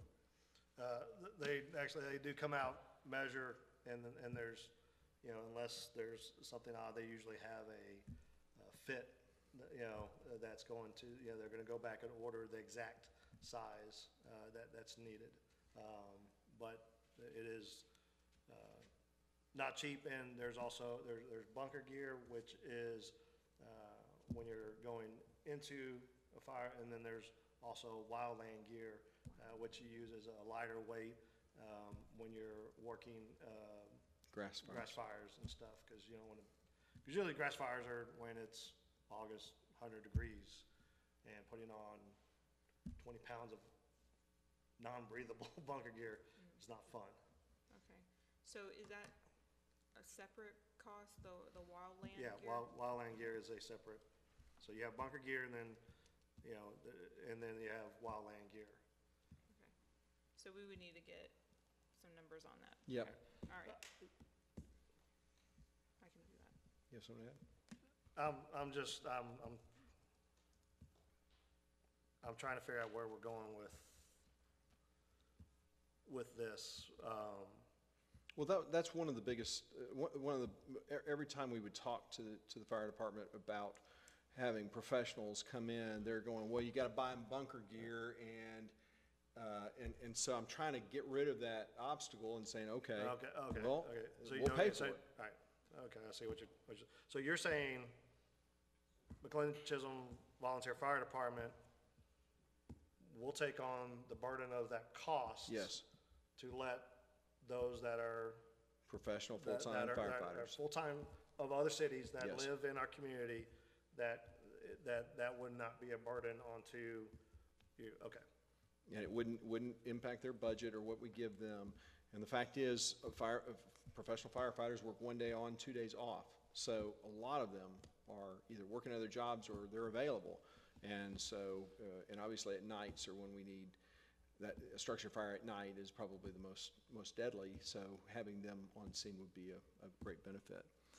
But I'm trying to get past the obstacle of getting these professional guys on scene. All right, any more discussion on that? All right, Councilmember Balkum, coffee. Oh, sorry, changed gear. Wait. What? Wait. I'm sorry, what? I thought that's why Channel 8 was here. The coffee? Yeah. Yeah. Well, they were. Oh, they're gone. Yeah, they're gone. Okay, so basically what I wanted to do is get a schedule with you guys so that we can have a set of event dates for us to be able to have discussions with citizens throughout the month of February. And I was thinking about 1 or 2 people on a particular day. It could be like a morning. I was gonna suggest like, 7 a.m. And then you can kind of meet with people and see what they're saying, or maybe have them share ideas with you, and just being able to have that one-on-one. I'm not saying it's gonna be a huge flooded room or anything like that, but I think it would be kind of nice just kind of for the people that, who are retired. They would probably like to get up early in the morning and have a nice cup of coffee. Oh, what am I saying? Since I said so, I thought it would be like a nice opportunity for us to kind of be a little bit more social. And what was the other thing? Where would we have them? Here. Here? Here, and I mean, it's just really simple, just, coffee, maybe some pastries, or muffins, whatever your preference is. And it doesn't necessarily have to be in the morning. It could be in the late afternoon or evening. I mean, whatever would work with you. I just think that we need to make a little bit more of an effort to try to be a little bit more available and use our facilities here. But I'm trying to shoot for like February, sometime during the week maybe. And what's the other thing? And the other thing too is I want to be able to get them to have an opportunity to get feedback to us, and that we're giving an opportunity for them to not necessarily have to write an email or use phone and all that kind of stuff. And sometimes people just want to come up and just talk to you. Mm-hmm. I mean, does that sound something that you guys would be interested in doing? So, but Anything you where want. it's not a quorum? Yes, that's what I'm saying. It would be like, it would be like maximum 2 people, or at least one person. Like, I'm not okay to be by myself, or if someone wants to tag along with me, that's fine. But I just thought it would be kind of a neat thing, and then I would promote it as meet Mayor and Pro Tem Orchard and have a coffee chat, and kind of expound a little bit about what your most things that you're focusing on, and if you guys want to talk to Orchard, come on such and such date between this time, whatever schedule. Oh, that'll time. bring them out. Well, Yeah, no, I understand. And it may be, you're right, in a social setting, rather than someone coming up and speaking the mic, social media, something that may, at least this is a let's try. See if you get a turnout, if that's a way to encourage feedback. Yeah, because You at can try. least for a month, and there's plenty of us to take on a week, and I really enjoyed, like, whenever we met in the beginning when we first, when I first became a council member, it was really nice to meet people really early in the morning and on their way to work or wherever they were going. And Yeah, you didn't meet me. Point of information. Sure. If we have 2 council members in the chamber, 2 council members in the conference room, and 1 in the office, to where they could meet all of us at the same day, but we're not in the same rooms, does that violate TOMA? What do you think, Lisa? I wouldn't think so, but I'd like to get David's opinion. Okay. Yeah. Because that could be information being shared from one to, Yeah. But that would only happen if we're moving. I know. Yeah. Well, no, I mean, the individuals can share that information. They're not under TOMA. We No. can't. So, So that would be interesting, but, that way they could meet Confirm it, but all of us. That's not really what my vision was. Yeah, I know, but it wasn't You're not speed, gonna be wasn't there speed anyway, it's dating. too early, come on. she may not give me a choice. That's true. Late coffee. That's true. terrible. And Second again, shift. Is this something that you guys would want to do? I mean, seriously. Sure. I don't want to put you in a position where you would feel uncomfortable, or this is like out of your,